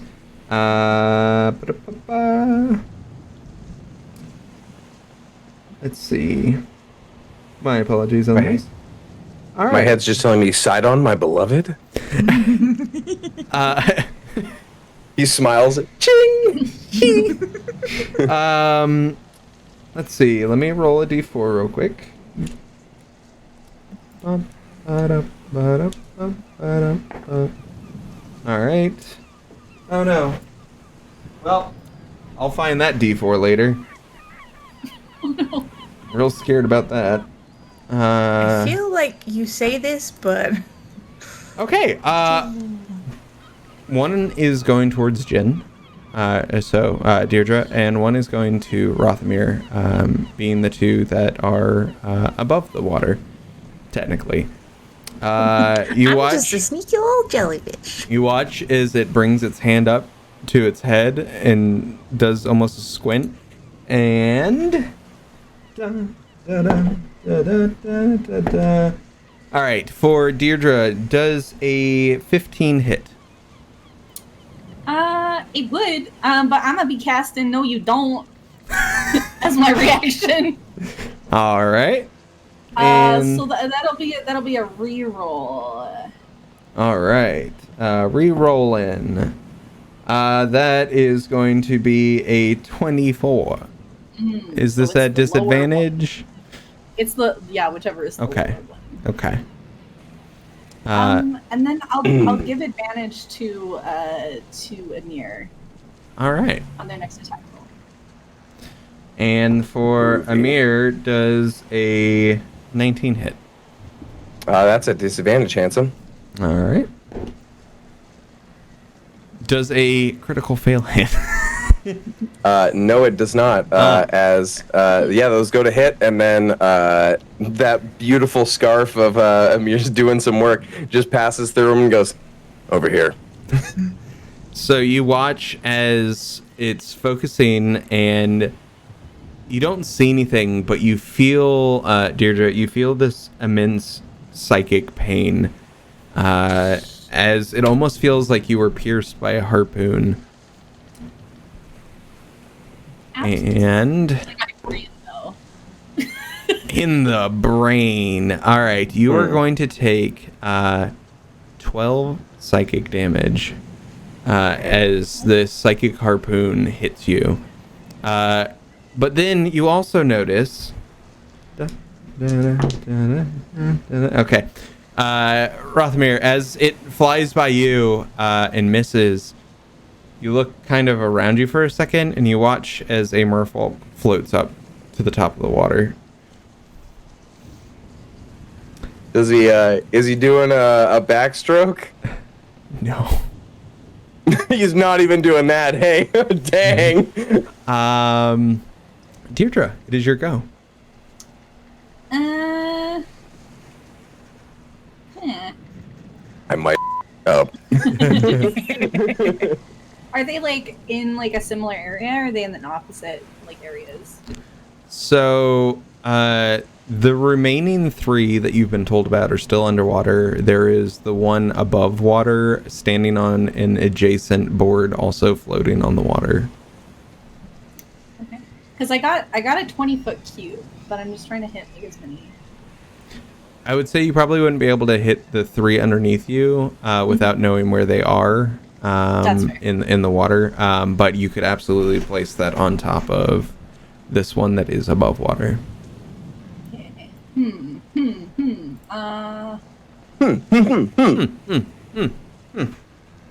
Regular show.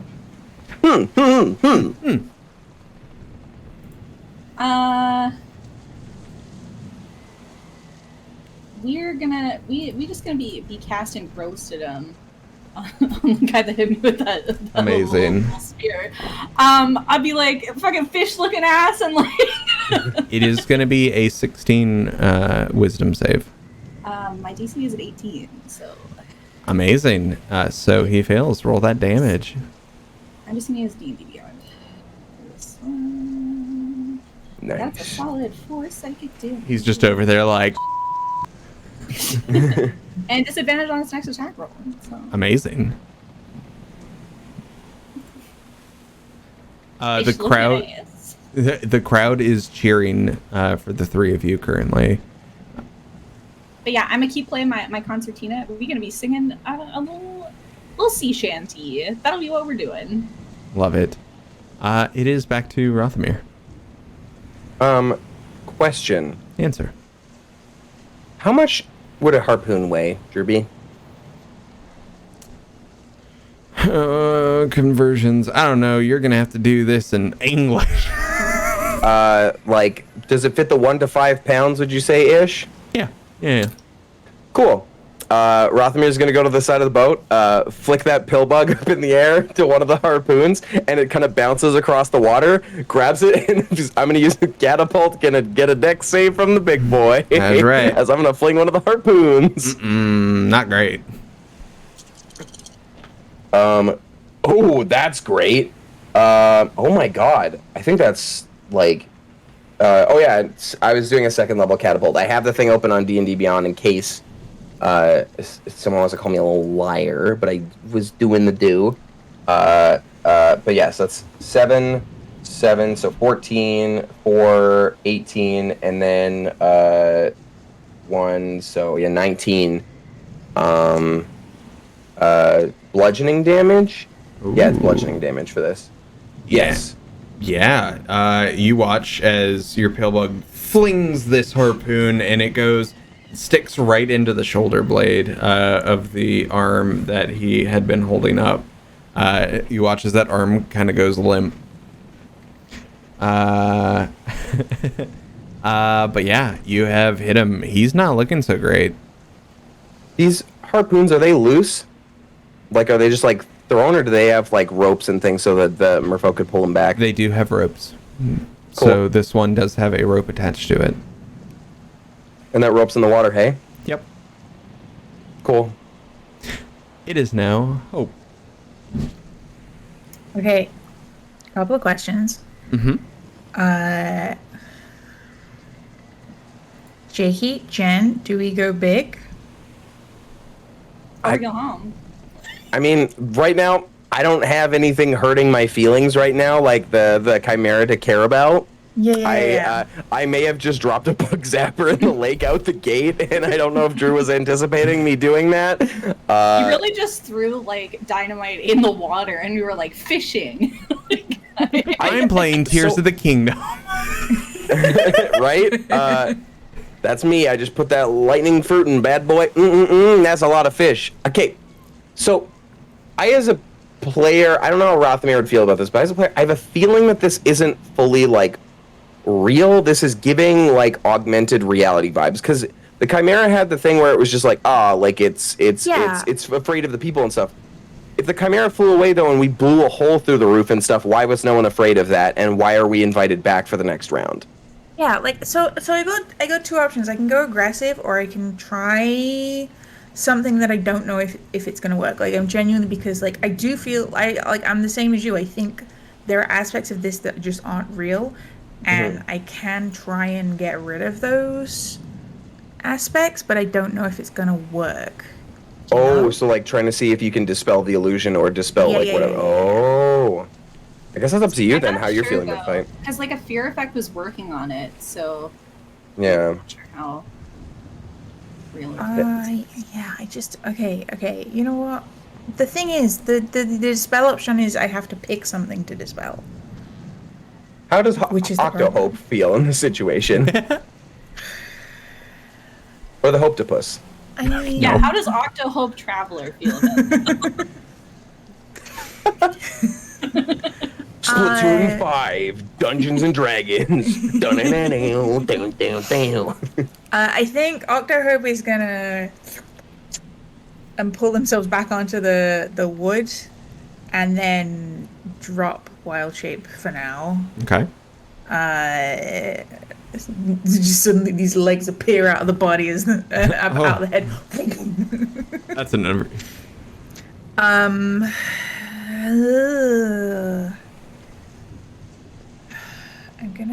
just gonna quickly roll a thing. Nope, we're doing the dumb option. Okay, I'm going to ask Drewby how big the tent is. The tent itself is 90 feet tall by 280 feet in Perfect. circumference. Perfect. Diameter. Throw my hand to the sky, and I'm going to cast Call Lightning. So a storm cloud appears up above, probably roughly where the platform was. Right before you do that, I need to roll something. Okay. When he was hit by the harpoon, there was enough force from the catapult to momentarily knock him off his feet and back into the water. You may continue.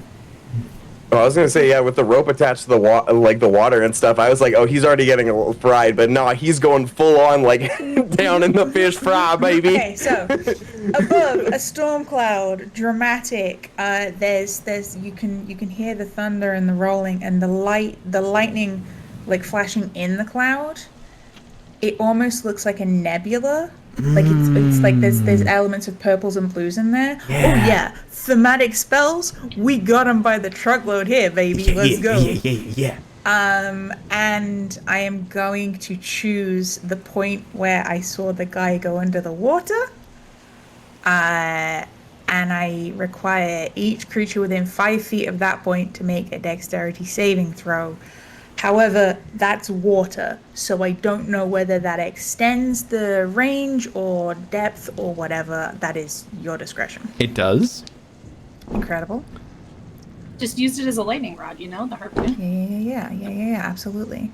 Rothamir sees the cloud appear and no longer feels guilty about what they did at the beginning. We doing it, we doing it. All four of them, I assume, fail their save as they all four rolled at disadvantage. Incredible, amazing. So I'm just going to This will be roll double damage. Okie dokie. While you're coming up with that damage, chat, we did do a session 0 and did a recording where we went over home rules and things. That'll be coming out on Spotify before we put up this one. So you'll get to hear some of the rules and how the things they're doing now can apply back to them in the future from enemies. Fancy rolls. Rules, homebrew, exciting things, Spotify. Can't wait to fucking die. Dicey Encounters TTRPG on Spotify. Electrifying beats and electrifying numbers. Take it away, V. There will also be video. And that too. Thank you, Jakey, for the ASMR as we go into 44 points of lightning damage. How would you like this to look as you crispy fry everything in the water? I think, yeah, so we've got the nebula kind of thunderstorm going on, and this crack of thunder that comes down. Again, there's an element of the cosmic to it, as there's kind of sparks flying off the edges of it. That almost look, as they kind of fade out, they look more like stars. The water itself, I would say, probably lights up with the force of it. Ooh. And for a moment, the ripples get a bit choppier, and then everything is just still. With the crash of the lightning coming down, the sounds of this water stop. You hear applause from the audience. You hear a couple boos, some guy in the background saying, "That went too fast." Shut up, Drew. As you all, Hat or ears or face. I have nothing. That one guy is having a That bad guy. day. Ow. He's like, I paid good money for this. It's just facing the wall. The three of you, immediately everything goes black again.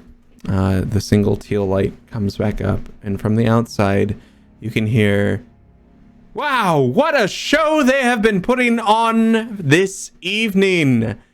I feel as though they may need some help with the next one." And that is where we will end tonight.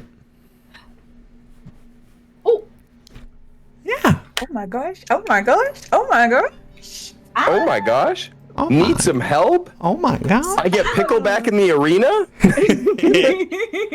We will have our other permanent cast member starting next week. So you will possibly get to see them next week. With that being said, yeah, thank you all for coming to watch this. It's been an absolute blast. I got to play D&D with my friends and then have other people come watch. Make sure, if you haven't already, check out the Kickstarter. It's live. It was fully funded in 30 minutes.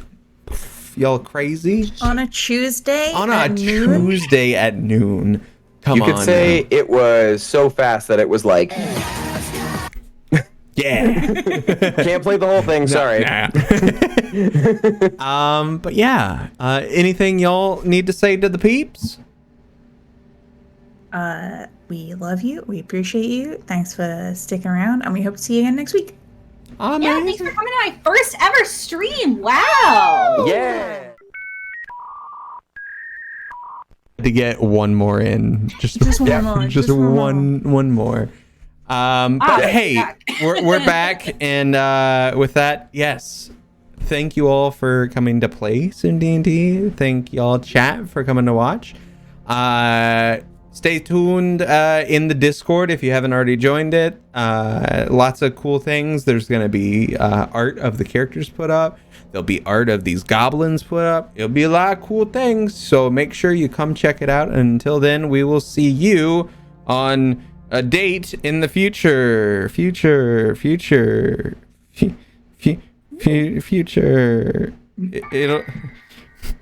It'll be June 6th. June 6th is when we will see you all again. But all right, until then,